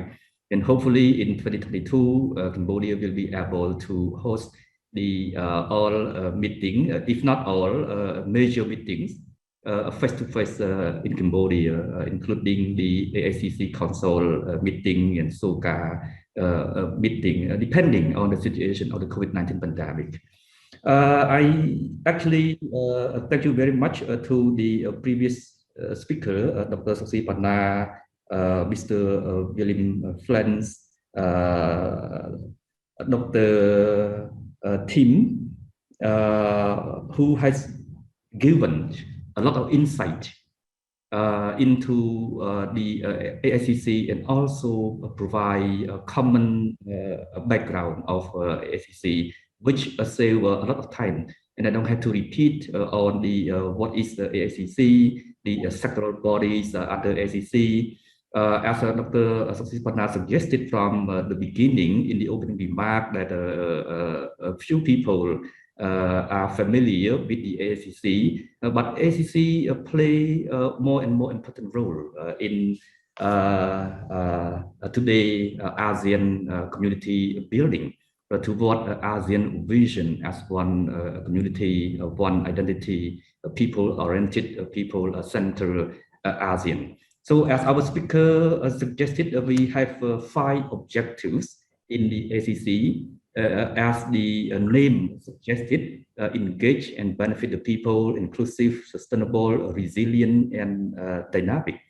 And we have a lot to do in 2022, taking the opportunity as the chairmanship of ASEAN. And we still have time to initiate ideas, initiatives to ensure that it brings benefits to Cambodia and to ASEAN region as a whole. There are 4 opportunities for Cambodia, as I can see. And I would like to emphasize from the beginning that the ASCC is very big, very broad. There are 15 sectoral bodies under ASCC: education, youth, sport, information, health, culture, environment, social affairs, civil service, labor, women affairs, etc. Under ASCC. So I will not talk on behalf of those sectoral bodies, but from my personal experience and knowledge to share to this webinar. I can see 4 opportunities for us to take in 2022. We are at the right time. We are at the right time. Why we are at the right time in 2022? Number 1, of course, we will be chair of ASEAN in 2022. So as chair, we will be able to initiate and to put those initiatives for adoption or for annotation from ASEAN meetings, particularly from the ASEAN summit.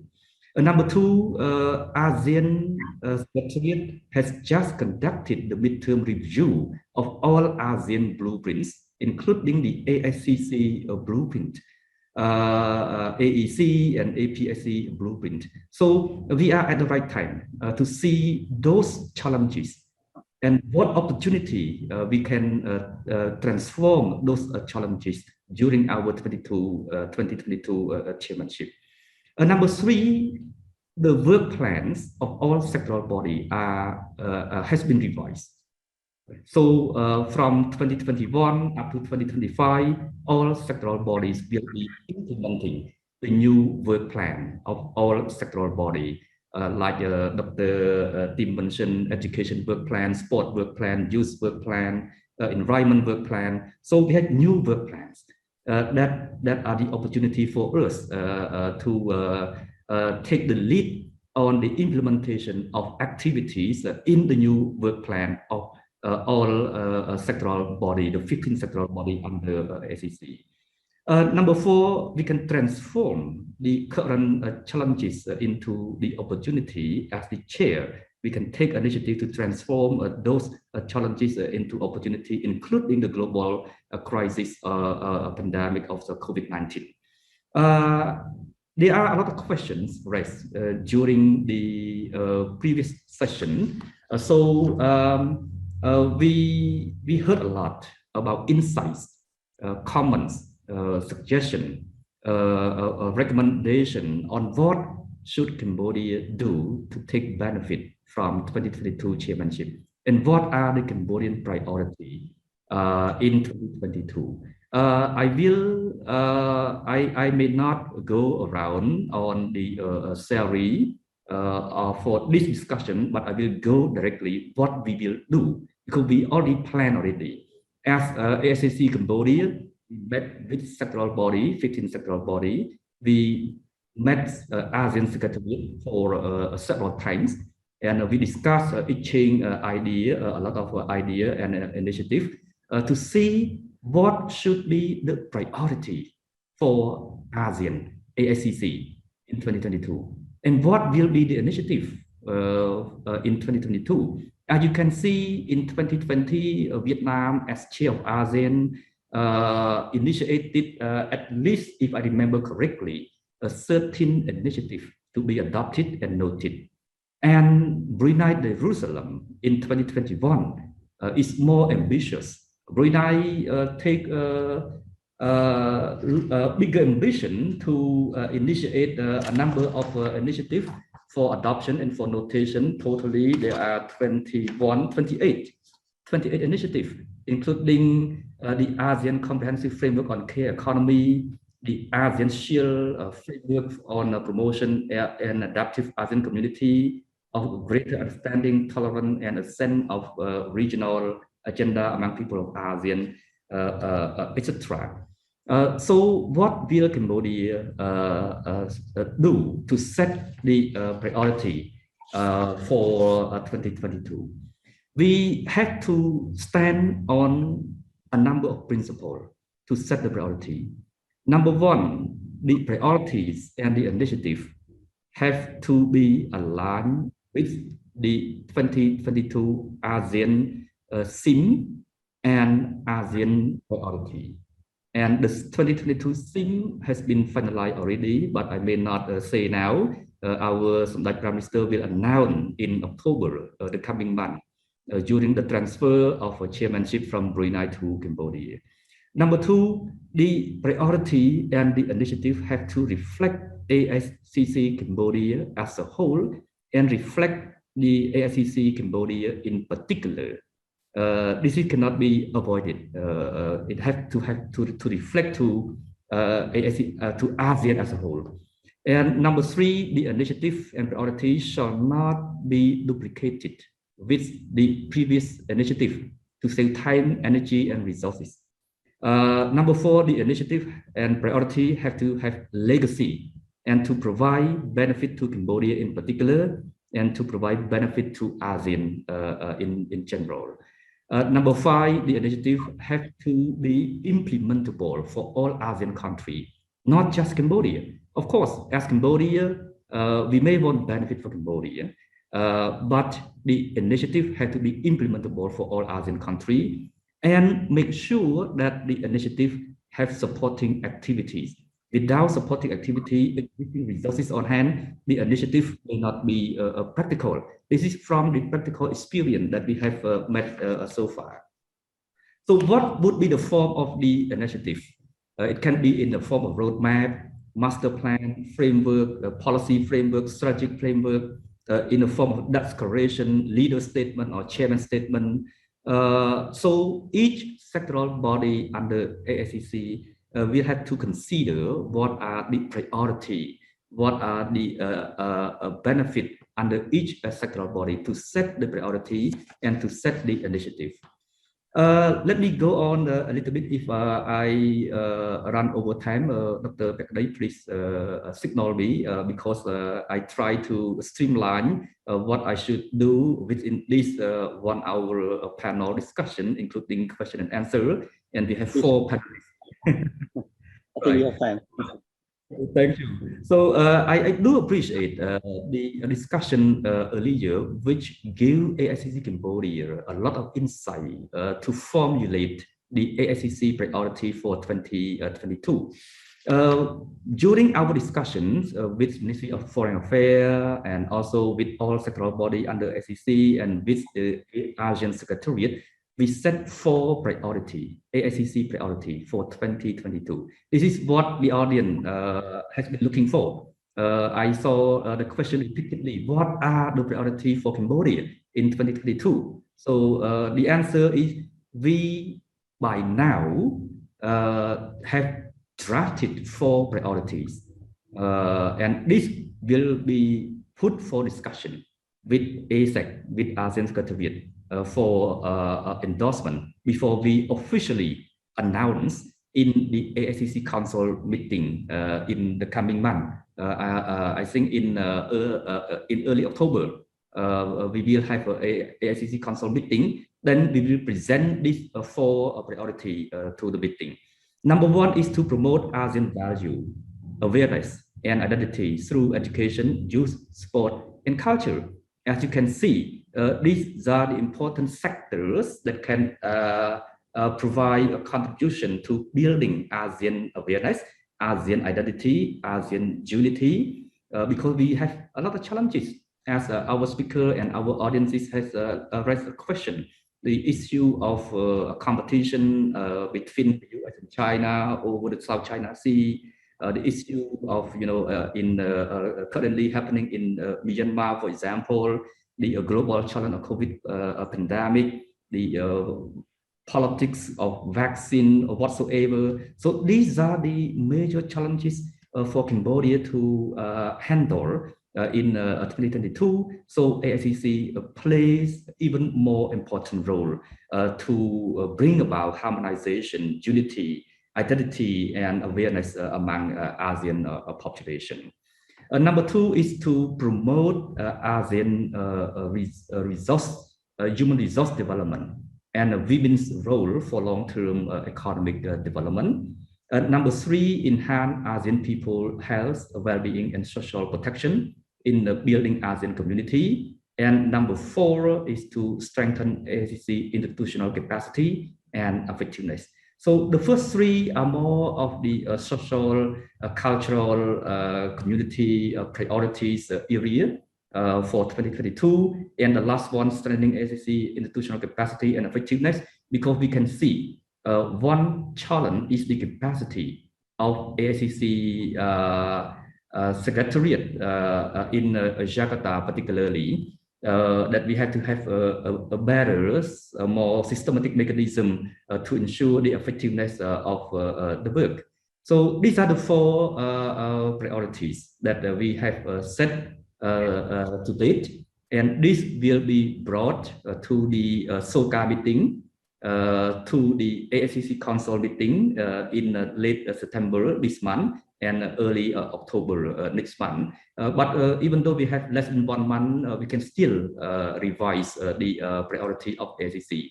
If the participant in today's webinar have any comment, we as ASCC Cambodia are pleased to accept those insights for the readjustment, modification on ASCC priority in 2022.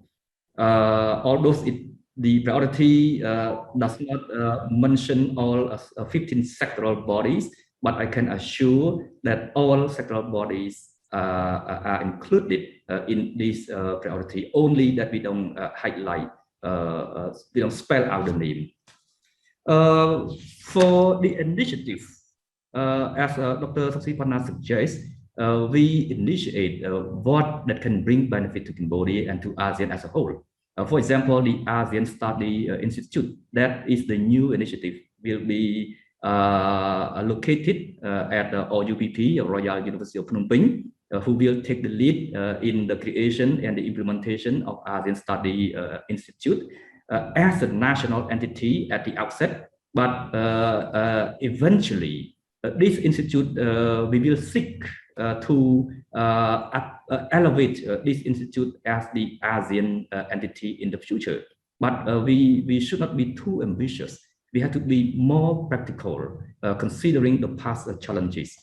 Dual degree program in higher education among a UN member. We cannot have dual degree program for ASEAN as a whole, but we will improve the ASEAN University Network membership to upgrade the dual degree program. And the ASEAN Center for Distance and Digital Education, the same with the Institute of ASEAN Study, which will be the national entity at the outset and will be elevated in the coming years to the ASEAN entity.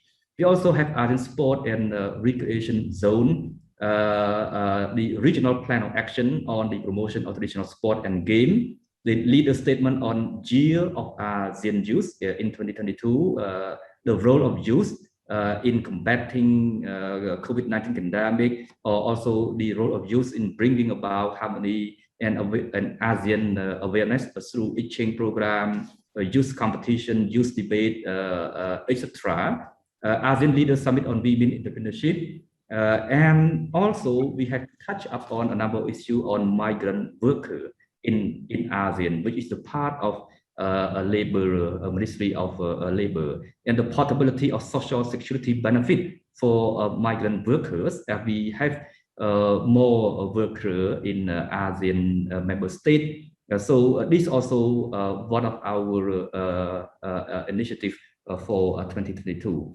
I think due to time limit, I may not go on to other sector, but I can tell you that in 2022, we may have at least 20 initiatives under ASCC to be elevated to ASEAN Summit. And this initiative will bring about benefit for Cambodia and benefit for ASEAN as a whole. And we not only work on the new initiative, but also we have to carry on the previous initiative under Vietnam and Brunei Darussalam Chairmanship, such as the comprehensive recovery framework. By now, we only have the work plan of the framework, and the implementation will be under Cambodia Chairmanship. So this one example that Cambodia not only bring in new priority and new initiative on board, but also have to carry on the previous initiative for implementation, and also the previous and the emerging challenges that Cambodia has to handle. Some issue are under ASCC pillar, but some issue are cross pillar in nature. I may stop here, Dr. Pekadei, to give space to our other speakers, and I will add more during the question and answer. Thank you very much. Thank you very much, Dr. Excellency, Dr. D. Kambuli, for concrete sharing of the initiatives and the priorities Cambodia has to prepare for the Chairmanship 2022. And we see all that there's a lot of work to do, and intercultural work needs interaction and smooth interaction. And here also we consider that the people who will be in the chair is very colorful from several countries with different cultures. So it's my my next question to our panel from the Ministry of Culture. What do you see in relation to a pandemic and the technological moves? We all may know that during this pandemic, we are forced, even students from primary to university, even as staff in the ministry and public, also private, are forced to deal with the computer with new tools like Zoom or Microsoft Teams. And it is a lot of challenge, create a lot of challenge. I'm also from a sector of Ministry of Education. I'm from YPP. I see the challenge also from a university. And here also raised in the Ministry of Culture. Do you also see the opportunities of this move of technology, of innovative ideas, and to deal with cultural difference, dealing with the people from other countries? How do you see this in your perspective, from a cultural perspective? May I request Mr. Semsita to share your ideas?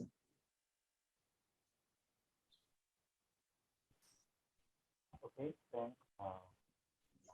Hello, Mr. Semsita.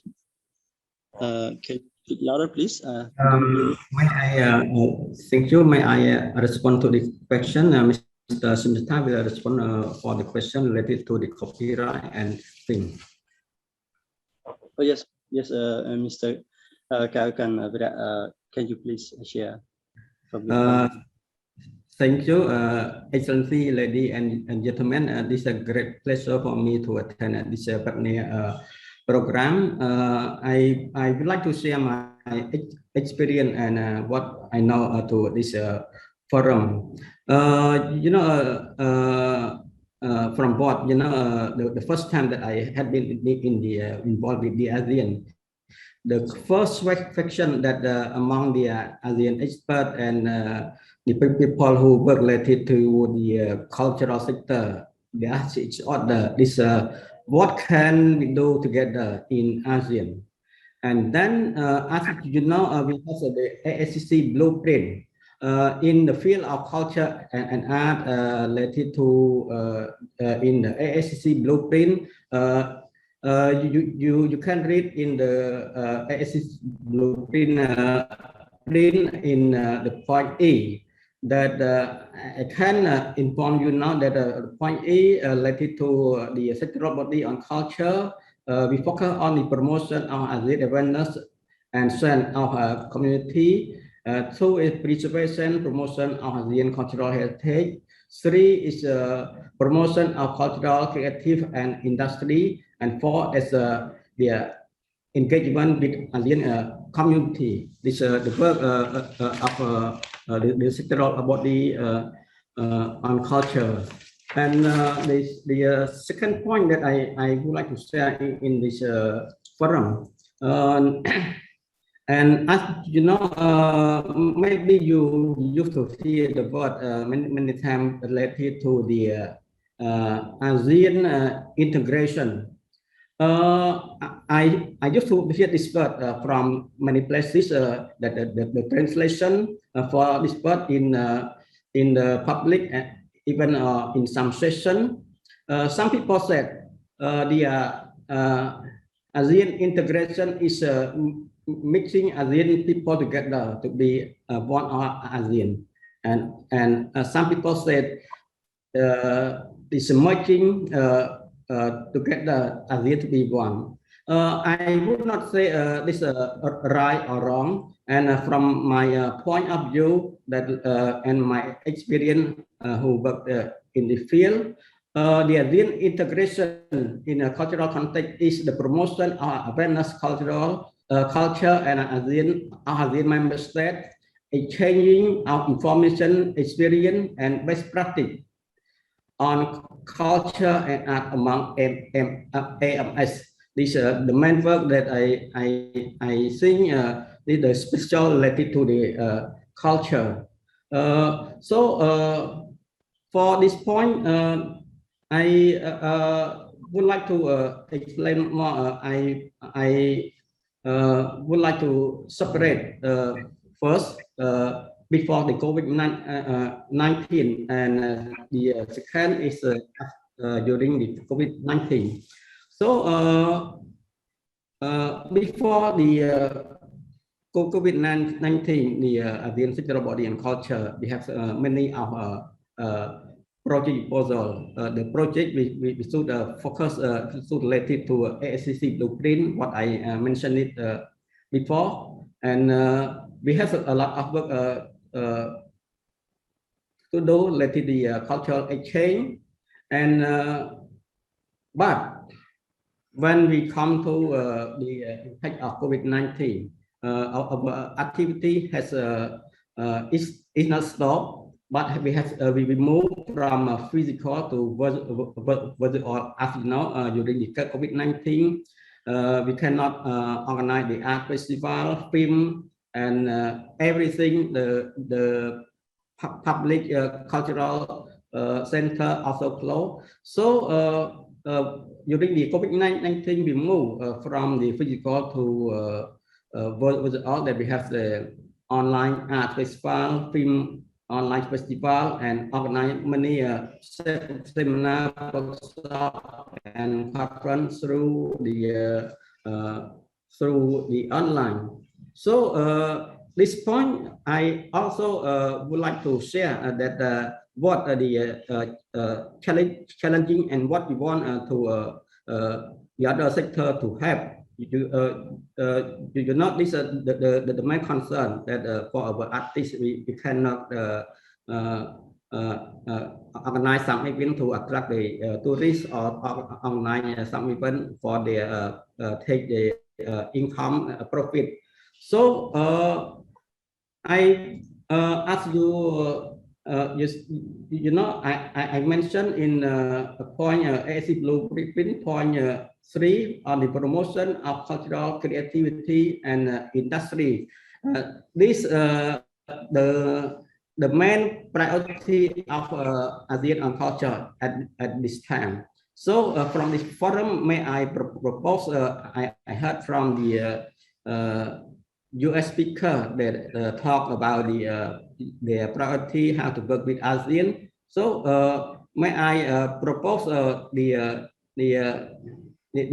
partner to focus on how to have the capacity building on cultural cooperation, especially in the field of cultural creativity, that we need to improve our artists on the capacity building, how to sell their product through online. That I hope you know very well about the technology. We talk about the industry 1.0, 2.0, 3.0, 4.0. This very important for our cultural sector and for our artists to make more the capacity building. I just mentioned about my point. Just for this, if you have any question, I would try to respond more. Thank you. Thank you so much, Mr. Kanviria. You have a lot of experiences. I've seen in your CV 20 years, almost 20 years already in the ministry, and we are happy to see that the ministry is working hard on the new normals in COVID time, especially as also Professor Bura, Dr. Tim Bura also mentioned that Cambodia is one of the countries with the richest culture, and to be promoted, especially in COVID time and after COVID.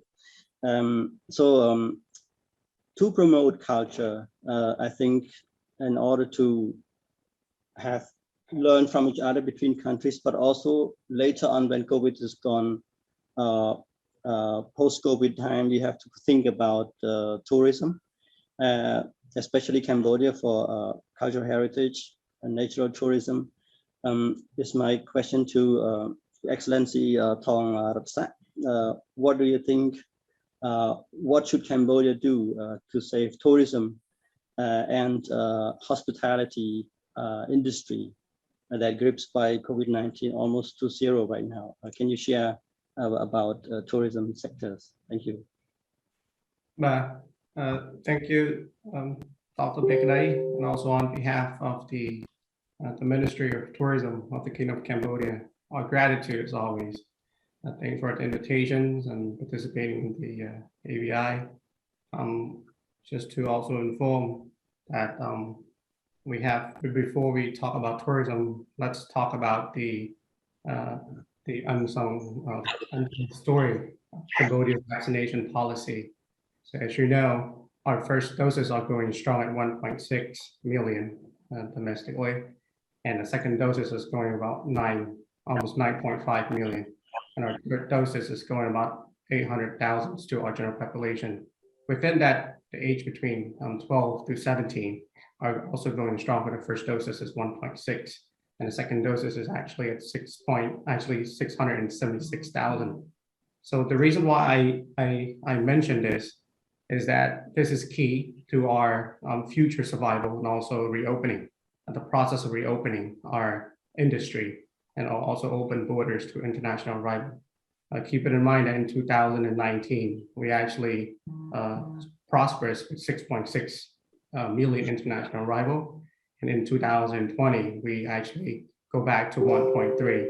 In the beginning of this year, actually we have the 6 months of this year, we received more than 100,000 international arrival. within this 100,000 international, as you know, it's mostly an expert, an NGO, the diplomatic corps, and so on and so forth. It's not the general tourists. So we are planning to open at the end of this year. That's our strategy. But at the same time, we also have been working really hard on our SOP, the standard operating procedure. As of last week, the Ministry of Tourism has laid out the SOP in 4 major categories of our industry: the hoteliers for the hotel industry, the restaurant, also the community-based tourism, the ecotourism, and also the ecotourism, and also the CBT. Within that, we also look in how is the government of Cambodia been helping the general population in terms of the stimulus package. We are going strong at 9th round in terms of helping our general workers, especially in the people who are working into the tourism industry. And we also push hard on the e-learning on a digital platform. So they are receiving about $40 per month on this 9th rounding of stimulus package to help those who are vulnerable impact by the COVID-19. And also the government, especially the Ministry of Economic and Finance, chaired by Excellency the Deputy Prime Minister has announced that the stimulus package to reopening and also help the tourism sector of 200 million. So if you can see, we are doing a lot of things in the past year and a half to help our tourism sector. And at the same time, with our initiative, we also have come up with a roadmap for the recovery 2020 and 2025. Being said that 2020 and 2021, we're actually in a survivor mode of resilient and recovery. And 2022 and 2023, it will be a restart. And 24 and 25 will be a full relaunch for our region. And speaking about the Asian Chairmanship, we also have to talk about the ASEAN Tourism Forum, because the ATF Cambodia also carried that flagship for a year and a half. We're grateful for Indonesia. Actually, next year, we'll be forward to Indonesia. Actually, this year is supposed to be Indonesia, but Indonesia and ASEAN Secretariat have supported us fully to carry our flagship for another year and a half. So we will conclude our flagship. We try to conclude this ATF in the beginning of 2022, from January the 12th to the 17th in Singapore. All protocol will be observed, and we are seeking the grant permission from the National Fighting Against COVID-19 Committee to approve to organize the ATF. So this is also another milestone, sub-milestone under the chairmanship of the Summit 13 and also the ASEAN Summit that will be held next year. Also, we conclude yesterday for the GMS Summit that was chaired by Zendaya that we are supporting in the tourism sector. We are supportive within the initiative of the Recovery Plan 2021 and 2023 in the GMS region, and also the vision for the 2030. So this is also cover a broad perspective of field, including the infrastructure development, agriculture, food productions, water security and security, tourism investment, environment protection, people-to-people connectivity, and technology and innovation, etc. So this is what our milestone and also our pillars that will drive us in the next decade or so. Within that, we also congratulate the ASEAN for its 54th birthday. It's our 54th anniversary, and the ATF actually also the 40th year of the ATF since its establishment in 1981. So as you can see, many things has driven the tourism industry, but at the same time, at this point, what survives us and what roll us in the next year or so to overcome these challenges actually is the vaccination. So the vaccination, resilient, and restart is true currency in the region. As you can see, our country, we are grateful to our international dialogue. A lot of countries has been supporting Cambodia, especially in terms of the vaccination, in terms of the improvement in infrastructure and investment. But the vaccination will be a true key currency to return of the tourism, despite the new normal and whatnot. We will move forward with this. So I hope that the private sector and also the country will be prepared for this. as of yesterday, I spoke to one of our key hotel industry in the country, Sofitel in Siem Reap.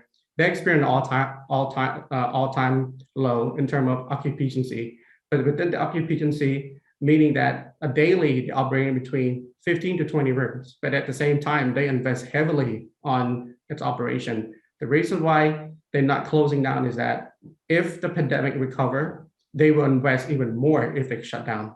So therefore, they continue their survival by opening it and operating normally, but based on a strict SOP. So I think this SOP implemented by the Ministry of Tourism will be helping and also strengthening our tourism industry for the decade to come. Thank you. Thank you so much, Excellency Thong Rathasak, for the very detailed and relevant information. We see that the royal government as a whole work very hard within interministry level, and we also see that the area that we have focused are almost the same, with lots of hard work done, policies, and within that, may I emphasize about e-learning that is impacting any fields. Mr. Veriak from Culture, from the Ministry of Culture, also mentioned about proposing human resource and cooperation for share experiences and lectures on e-learning, on moving from physical to virtual representation of culture and so on. But also in the Ministry of Education, I think it starts mainly from education. May I ask Your Excellency Dr. Kambuli again, what do you see in terms of this e-learning and the distant learning, the role of education in a socio-cultural community? Can you deepen this a little, Your Excellency? Thank you, Dr. Kekdai, for giving me the floor again.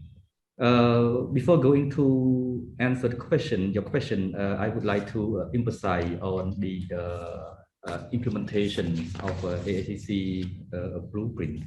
We have encountered a number of challenges so far, and that lead to the disadvantage of each country without concrete implementation and concrete monitoring and evaluation of the implementation of the AACC blueprint.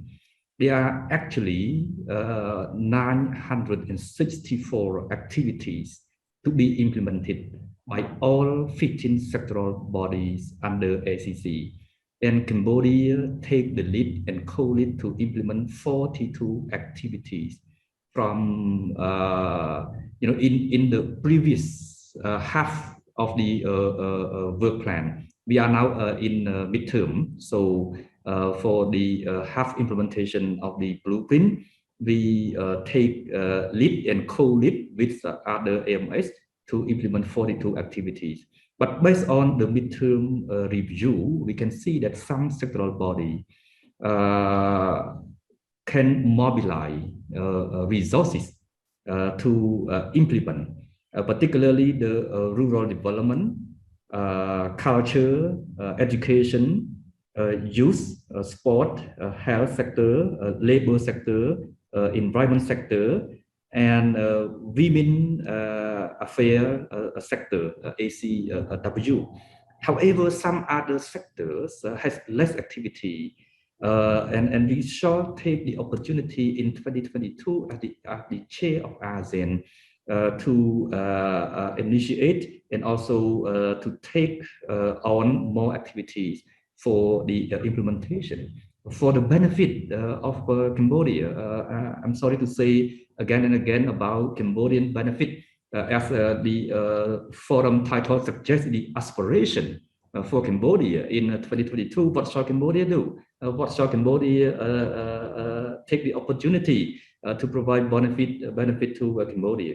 So as Ascc Cambodia and myself as SOCA leader, I would urge our sectoral body, especially those who has less activity for implementation, to see it and align the activity in the Ascc blueprint with the annual operational plan and also with the policy of each sectoral body to ensure effective implementation and to ensure appropriate resource mobilization for the implementation. Otherwise, we will take the backstage in the ASEAN countries, and we will lose benefit in the regional stage.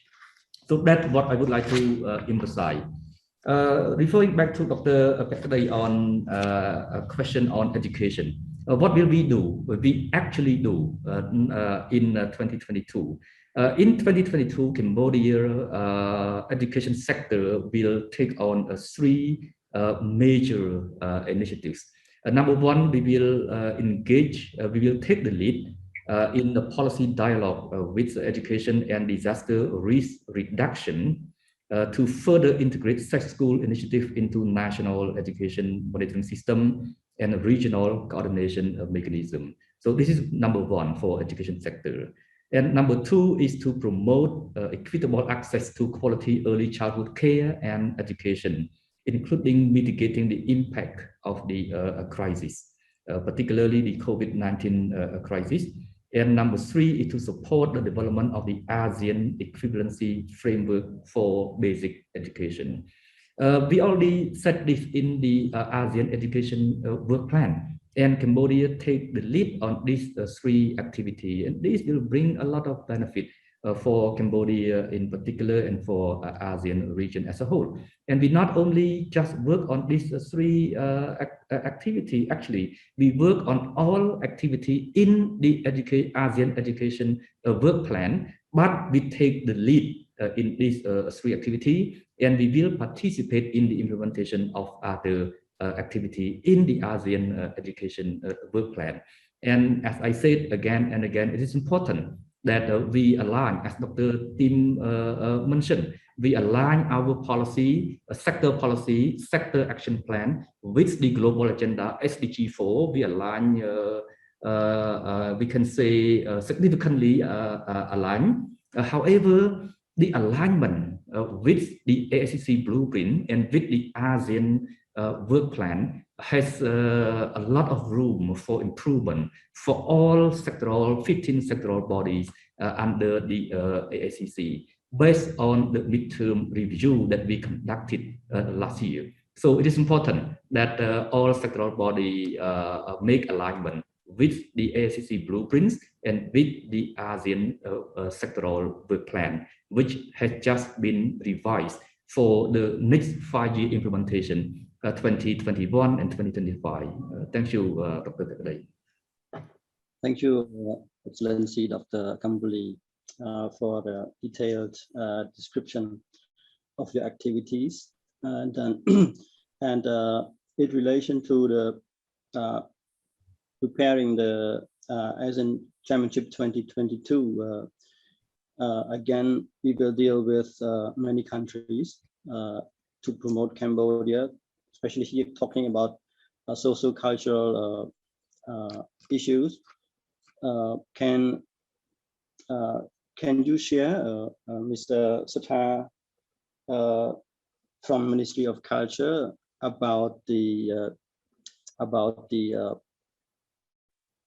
starting increasing awareness of promoting culture, promoting even in private sector, promoting product through the virtual media and technologies? Is there also issues in relation to intellectual property concerned, and how would you do the Ministry of Culture also have policies to promote this, and also how we prepare about the IP issues? Is this a time? May you share, please? Thank you. Thank you, Dr. Saturday, for giving me a flow. I think first of all, I would like to thank DKI, and I am grateful to be here. May I interrupt? Excuse me. Can you please talk closer to the mic? I think we don't hear you clearly. Thank you. Okay, can you hear me now? A little bit better. Okay. So before I am going to your question, I would like to share my presentation slide regarding the system of the IPO in Cambodia. Let me share mine now. Okay, I can present without slides. Yes, yes, please. Please. I think the Ministry of Culture and Fine Arts is responsible for the field of copyright. So now we also implementing the Asian IPO action plan 26 to 2025 to comply of the four strategy goals. The first, a more robust Asian IP system is developed by the strengthening IP office and building up IP infrastructure in the region. And the regional IP platform and infrastructure are developed to contribute to enhancing the Asian economy. Excuse me, Mr. Sita, I think we can hardly hear you. Can you? Is it possible to use an earphone or something like that, or closer to the computer, if possible? I apologize. We can't hear you. Okay, now you cannot hear me clearly.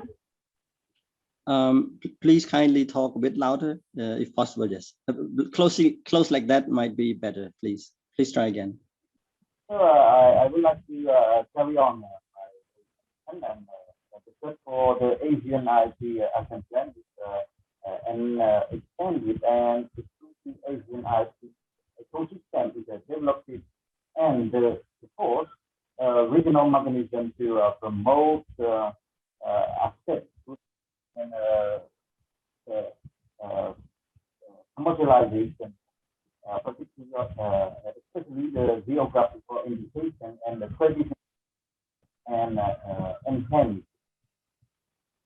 And I would like to share the general information getting the background of the intellectual property system in Cambodia.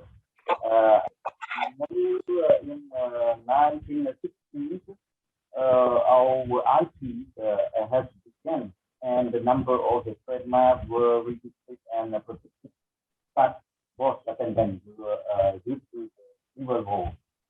And after the start of the Kingdom of Cambodia, the Paris Peace Agreement in 1991, the office of the trademark was created under the supervision of the Ministry of Commerce.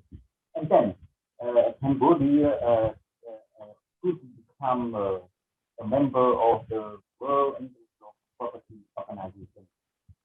And after that, the Ministry of Commerce was established the National Committee of the Intellectual Property.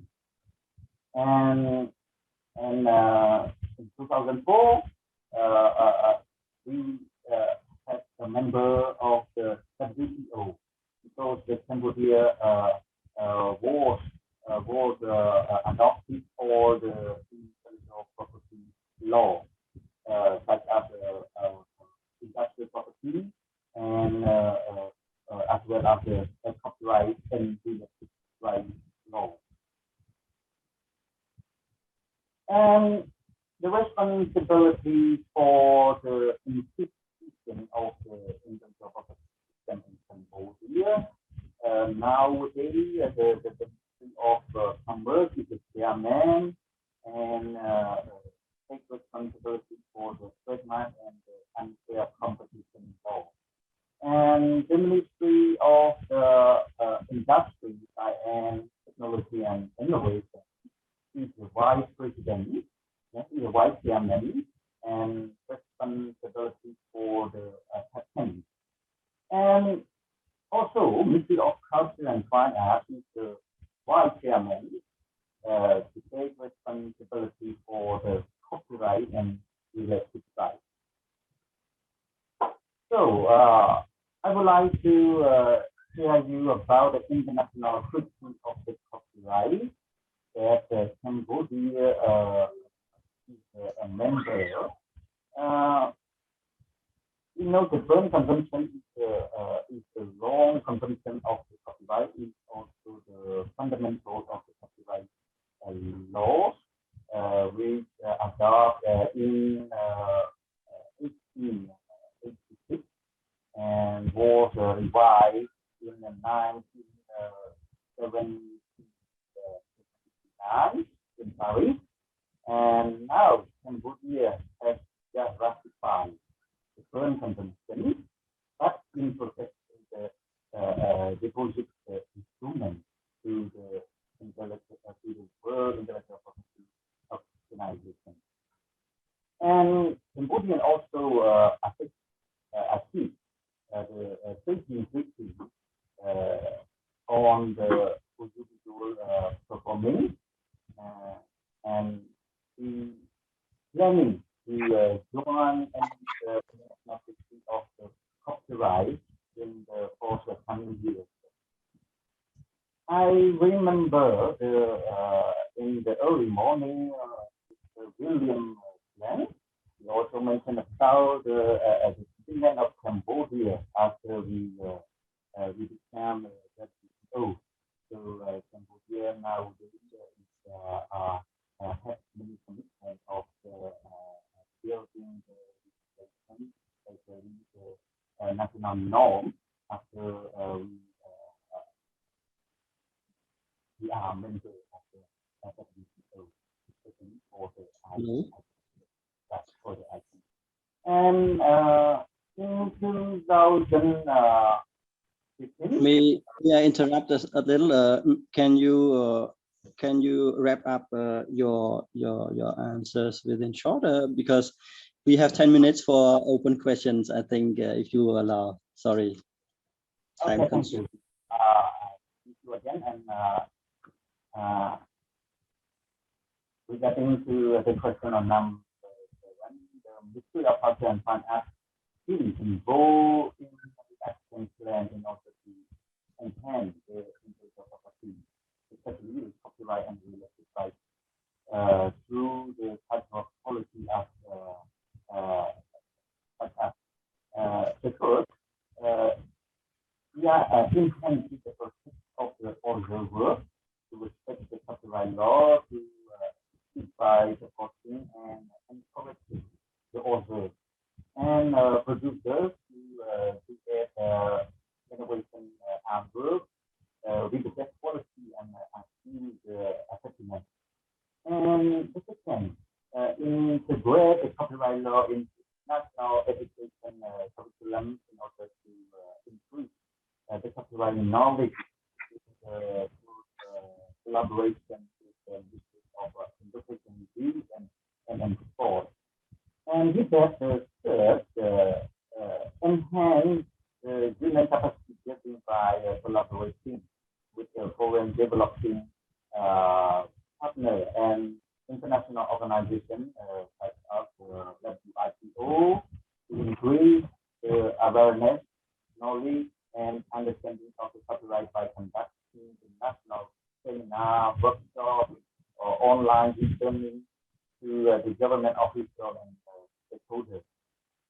And the fourth, enhance the collaboration with the Ministry of Education, Youth and Sport to insert our copyright and related right knowledge into the high school curriculum. And we also disseminate our copyright law to the representative for the private sector, university, faculty, media, partner, and especially the social media. So nowadays, our department is drafting the copyright law to be adopted in the digital environment, and we also, after I mentioned, we are going to assist the international copyright, especially the internet safety, because now they are safe, yes, on the IDC internet. Yes, Excuse me, Mr. Sutta. I think we very hardly can hear you. If you allow, may I interrupt you here? And we have 7 minutes for open questions. Even we have open question for our panelists, but I think that our panelists have shared very detailed information from point of view of the representative ministries already. So may I allow to stop here, Mr. Sutta, if you agree. I think the internet, yeah, and the voice is quite unclear. And, maybe you may share as an answer to another questions here. So please allow me to move to the final part of the session. Here is the Q&A, question and answer. Please, all participants, if you have question, please raise to our panelists. So this is her question. So how long do ASEAN implement ACC Blueprint ASEAN initiative? Can I answer? So the question goes directly to His Excellency, please. Thank you very much for the question. Actually, we are implementing the second ASCC Blueprint 2015-2025. So we have 5 more years to go for the current blueprint. This is the second blueprint. The first blueprint is 2009 up to 2015, and then the second one 2015 to 2025. So 10 years implementation of the blueprint. That's why I said we are at the right time now, as we conducted midterm review of the blueprint. So this midterm review is the opportunity for us to integrate a new initiative, new activity into the blueprint, together with the sectoral body work plan, because the sectoral body work plan derive from the blueprint. The two has to be aligned for effective implementation. Thank you. So thank you, Sister Nida, and please, Doctor, the floor is yours. Thank you very much for the question. I can answer briefly that there are 18 key result areas for the ASCC blueprint. So 18 key result areas, 109 strategic measures. So 109 strategic measures, and totally close to 1,000 activity for the ASCC blueprint. So there are a lot of activities, and for sure there will be activities on the environment. Only that I cannot list all the activities for you, because there are close to 1,000 activities in the blueprint.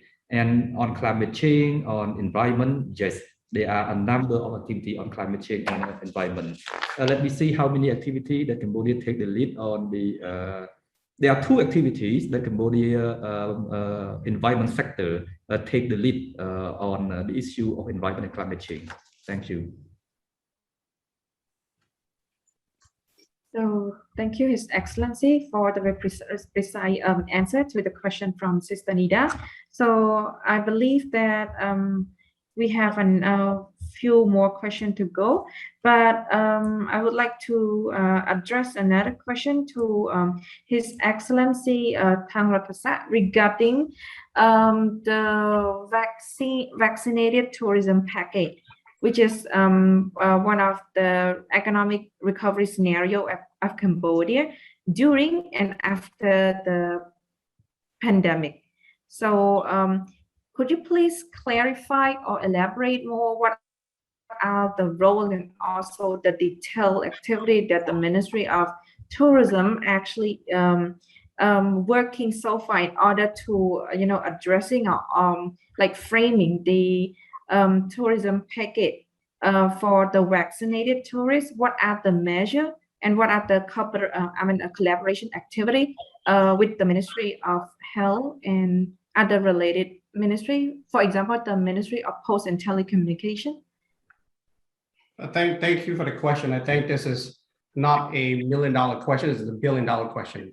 So actually it's not a, I think, let me rephrase this. When are we opening to the general tourists, right? Is that the question is? When are we opening to the general tourists? Actually, what we've been working on in the past 6 months is from, the pandemic took place, and you heard about it, the travel bubble. And then you heard about it, the travel corridor, on, off. So it's facing a lot of uncertainty. We heard about the Phuket sandbox, and then it's came and failed or whatnot. We don't know what's went down there. We'll not go into detail for that. But at the same time, we have to see how is the vaccination rate throughout the country. If you rewind 3 months back, our population was not fully vaccinated. When you talk about destination, you're talking about vaccination as the highest currency at this point. It's trust and confidence in the right price. To maintain that, you have to strengthen your tourism industry. To maintain the tourism industry, you have to help them because there's no international tourists. The domestic tourist is also key for revitalizing our tourists, but at a certain level. As we speak from the beginning of this year until now, we're literally close to 300,000 domestic tourists. Comparing to last year, we're actually achieving almost 5 million. But at the same time, what is the vaccinated tourist package? We're not focused on a vaccinated tourist package right now. Now we are moving to another document or preparation for SOP. So our SOP, what we call it, a destination for safe tourists. So within this it's almost like the pandemic is presenting us a unprecedented challenge, but at the same time, it's presenting us the opportunity. What is the opportunity? The opportunity is to dust ourselves, cleaning up our services, and then providing what we so call it a world-class tourism destination. So we have to come up with SOP to strengthening our tourism industry. Like I mentioned earlier, we have put on the SOP for the 4 type of industry in Cambodia: the hotelers, the restaurateurs, the CBT, the ecotourism, and most importantly, the resort. Now, we're not opening to the spa, we're not opening to a local community in terms of who has not passed the SOP, not yet. But at this point, that's what we're practicing on. For the vaccinated tourist package from head to toe, it would be very similar to what is the National Committee Fighting Against COVID-19 has implemented. The 72 hours of prior documents, vaccinations, proven card, the Forte insurance, and so on and so forth. That from head to toe. But now when you are entering and you pass the state quarantine, the ultimate billion dollar questions right now is, are we implying or are we practicing 14-day state quarantine? That answer actually has not been shared with the Fighting Against COVID-19 committee just yet, because that actually the strongest or the hardest barrier that I have to go through. So what we try to say, if they are tested negative for the COVID-19, the rapid test or the CPR test or whatnot, they are okay to stay in one place quarantine for a few days.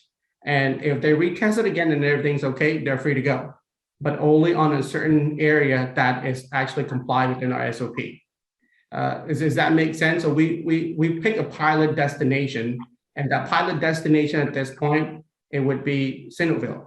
because the Inouye is what's the opportunity for Inouye? The government spend more than $200 million on infrastructure. And you know it, you stay here, and all of us know it. You've been here for many years. If you go to Inouye right now, it's a transcend. You know, it's rise from the ashes from the next, you know, from the past 3 years or so. So infrastructure has been improved, and it has enough accommodation for all the tourists, and it's easy to control if something is leaking, meaning that it's the protected bubble where the destination with SOP are finding an individual who are actually found it negative, that it's easy for us to manage. So within this, we are looking for the end of the day, the light at the end of the tunnel is that we are welcoming to the general tourists, hopefully Q4 at the end of this year. But again, all the SOP and document has to present it to the committee fight against the COVID-19 chaired by Untitled Chapter for the approval. And then you can know that right now we're working really hard for the reopening our country, but slowly. We're not opening it to the world entirely. We're opening it some part of it. If the destination is fully vaccinated, then it's open. But again, they will not travel beyond that boundary. So it's common sense. You know, you put it in, it's like the puzzle. It's very common sense. You arrive, you're safe and sound, you spend your money, and then now is an opportunity for us to what we can upgrade our tourism industry, like in 1997. That we only receive roughly around 200,000 international tourists. Take Bhutan as an example. Bhutan actually yearly they receive close a little bit over 500,000 tourists, but they generate more than $5 billion because before you enter Bhutan, you have to actually have a $2,000 secure deposit. So this is how we can see how can we redefine our tourism industry, not a mass tourism, but at the same time, a quality tourist destination. And we have the capability of doing so because the tourism industry in Cambodia have improved in terms of the investment and quality. So we hope to attract more tourism on the long haul as well. But the most important thing is right now is the connectivity. So right now we have an information from the civil aviation that some of international flight will resume, hopefully at the end of November. But at the same time, for the airline industry to resume, the aviation to resume, it has to go, all the protocol have to be approached and also need to be presented on the table for the National Committee fighting against COVID-19 for approval of the open sky policy. But again, the controversy of the vaccination is insane throughout the world. You saw it on CNN, you saw it on BBC, you saw it on any feed on the internet. It's just that it's go crazy because people are not trusting the vaccine.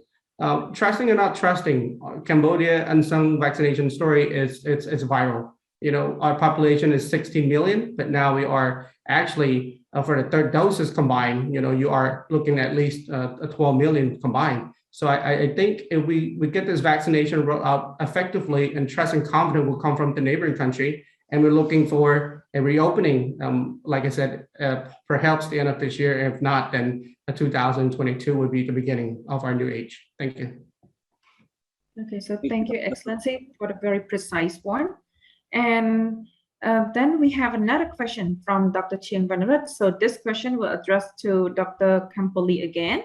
So his question is related to the agenda on women empowerment and gender equality. So he asked Excellency to help share the concrete action plan to be discussed next year regarding the women empowerment and gender equality. Yep, Excellency, please. Thank you, Tirot. I think we run out of time. I will be very short on this. In 2022, the Ministry of Women Affairs will lead the second ASEAN Women Leaders Summit. This will be conducted in Q3 2022, close to the second ASEAN Summit chaired by Cambodia. So each year we have two summits, one in around April and the other one in around October or November. The outcome from this ASEAN Women Leaders Summit will be the declaration on ASEAN women entrepreneurship, which will be elevated to be endorsed, adopted by ASEAN leaders. That is number one. Number two, women affairs sector will also conduct what we call Outstanding Women Entrepreneur Award. that is the side activity in support of the 2022 ASEAN Chairmanship. And Ministry of Women Affairs will also finalize the regional action plan on women, peace, and security. Hopefully, this will be finalized and adopted in 2022. And this will bring a lot of images, advantage for Cambodia and for ASEAN as a whole. Thank you very much. Okay, so thank you, His Excellency Dr. Kampoli, for the very precise one. And I believe that Dr. Chairmanship may get all the concrete major point from Your Excellency. So I think without further ado, due to time constraint, I would like to this only another one question. So this question may address to our senior from the Ministry of Culture and Fine Art. So for the Ministry of Culture and Fine Art, how do you cope? I mean, on your behalf, how do you cope with, you know, an illegal copyright of, you know, the author, you know, a scholar in Cambodia who have actually published their journal or published their writing abroad. However, it has been, you know, circulate all over the country. So how do the Ministry of Fine Art cope with this kind of problem? Because we know that Cambodia is a poor, is a developing country, and you know, buying those kind of stuff is quite unaffordable for us. However, we need to deal with this problem, because if we cannot deal with this problem, we actually dismotivate people who want to create their own piece of study or piece of writing. So would you please clarify this kind of process? What are the role and also what are the process that the Ministry of Culture and Fine Art working on this kind of issue? Okay, now can you hear me? Can you hear me clearly? Not loud and clear. Okay, regarding your question, is a great question that the Ministry of Culture and Fine Art hold this copyright issue.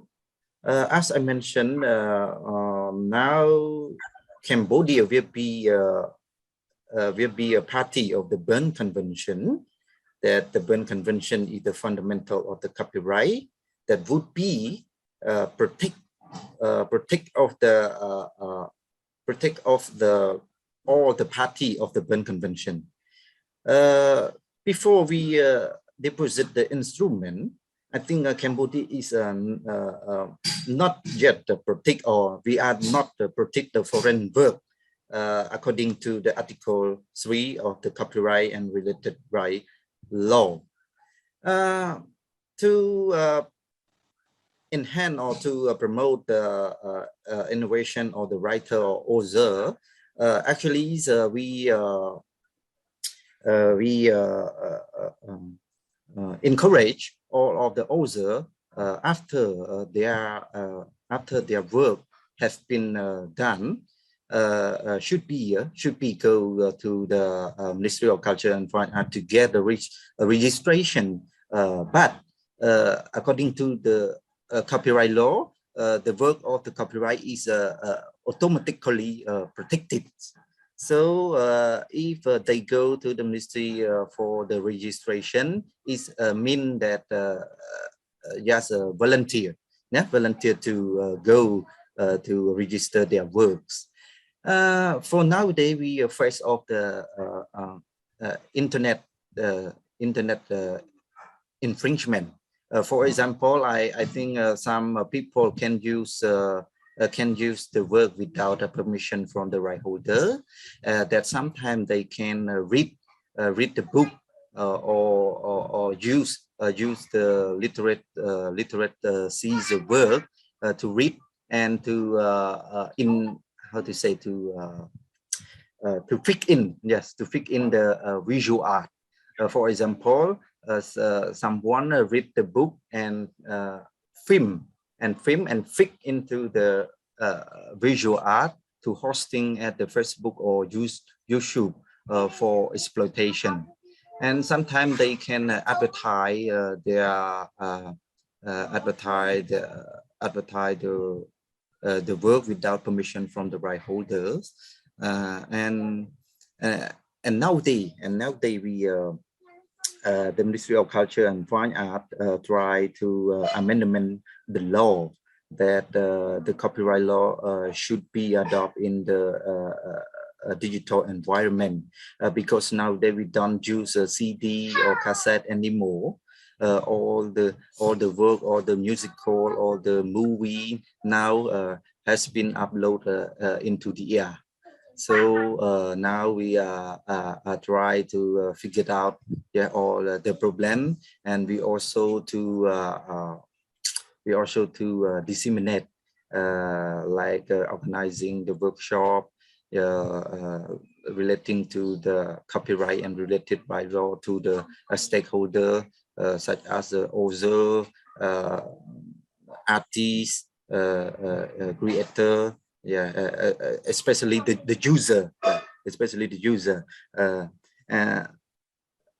and all the students with in the university throughout Cambodia.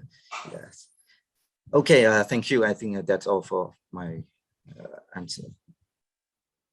So thank you, Mr. Sata, for the very precise answer on this matter, because this matter is quite sensitive for our scholar as well, because they seem to be dismotivated about the illegal usage of their private property.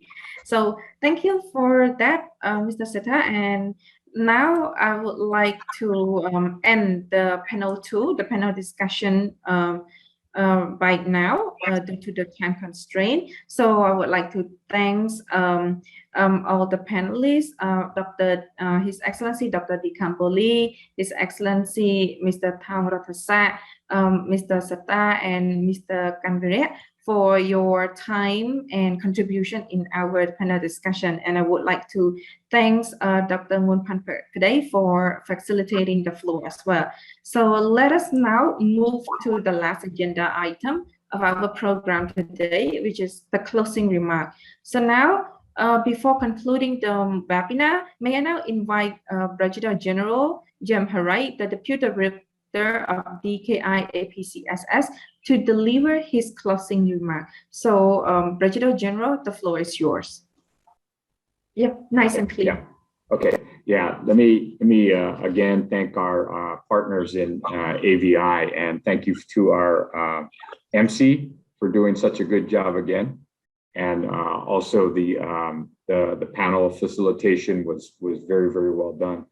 And as I said, we were looking forward to the panelists, representing education, tourism, arts, and I thought all of their presentations were characterized by being positive in an environment where it's easy to be negative. There are lots of things that are not going as we planned, but I was in fact inspired by their positivity. I was also very much inspired by their recognition that this is not an easy time, and the issues that they have in front of them are not easy. But I was very much taken by their approach, pragmatic and positive. So I think that bodes well for the issues of the ASEAN socio-cultural efforts, but also reflect very positively on what Cambodia can do in the ASEAN chairmanship year. That has been the theme throughout these 4 seminars, is that, in my humble opinion, our Cambodian colleagues have all been very positive, although pragmatic, given the conditions that they're facing.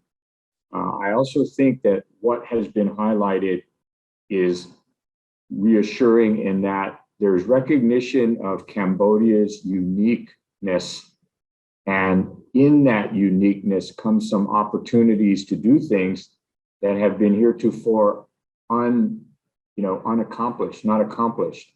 And so that also gives me a lot of optimism. And I know at this late hour, there is no real need for me to provide anything more than very humble appreciation on behalf of the team here in Honolulu, where we enjoyed working with the AVI team. We, as I said, were inspired by the Cambodian officials and their approach to ASEAN Chairmanship year 2020, 2022. I mean, we just look forward to continuing to help in any way possible. And on behalf of our director, Gumatautau, and our entire staff and faculty, we look forward to accomplishing anything in coordination with AVI in the future. So my thanks again to AVI President, Chang Vonarith, and of course, AVI Chair as well, that we just enjoyed participating, and hopefully we have been of some assistance. So good luck to everybody. For those of you in other places, I'll just leave with the aloha, and we hope to see you again. Hui ho. So thank you, President General. Aloha from here, from Cambodia as well. So next, I would like to turn the floor for the concluding session. So to Dr. Cheng Vanarep, the President of AVI, to deliver his concluding remarks. So Dr. Cheng Vanarep, the floor is yours. Thank you, Sutirwat. My respects to colleagues and friends for your generosity, your contribution to this conversation. I feel energized, and I believe that all of us here feel energized by the robust conversation and dialogue that we had this morning. I think the inputs that we have generated together will contribute to our policymakers, especially Dr. Kamboli. He is the lead of the ASEAN Socio-Cultural coordinating body in Cambodia, and really grateful for all of you for supporting a series of webinars. So this is the last one, and we will produce the report based on the webinars, and we submit this report to our government agencies and policymakers for their further discussion and dialogue, as Cambodia going to chair ASEAN next year. And of course, AVI has great honor and pleasure to work with DKI APCSS, and we have learned together along this journey, which is very fruitful journey, and we will continue our journey together next year whenever we think there's some need in order to collaborate, especially in support Cambodia chairmanship of ASEAN next year.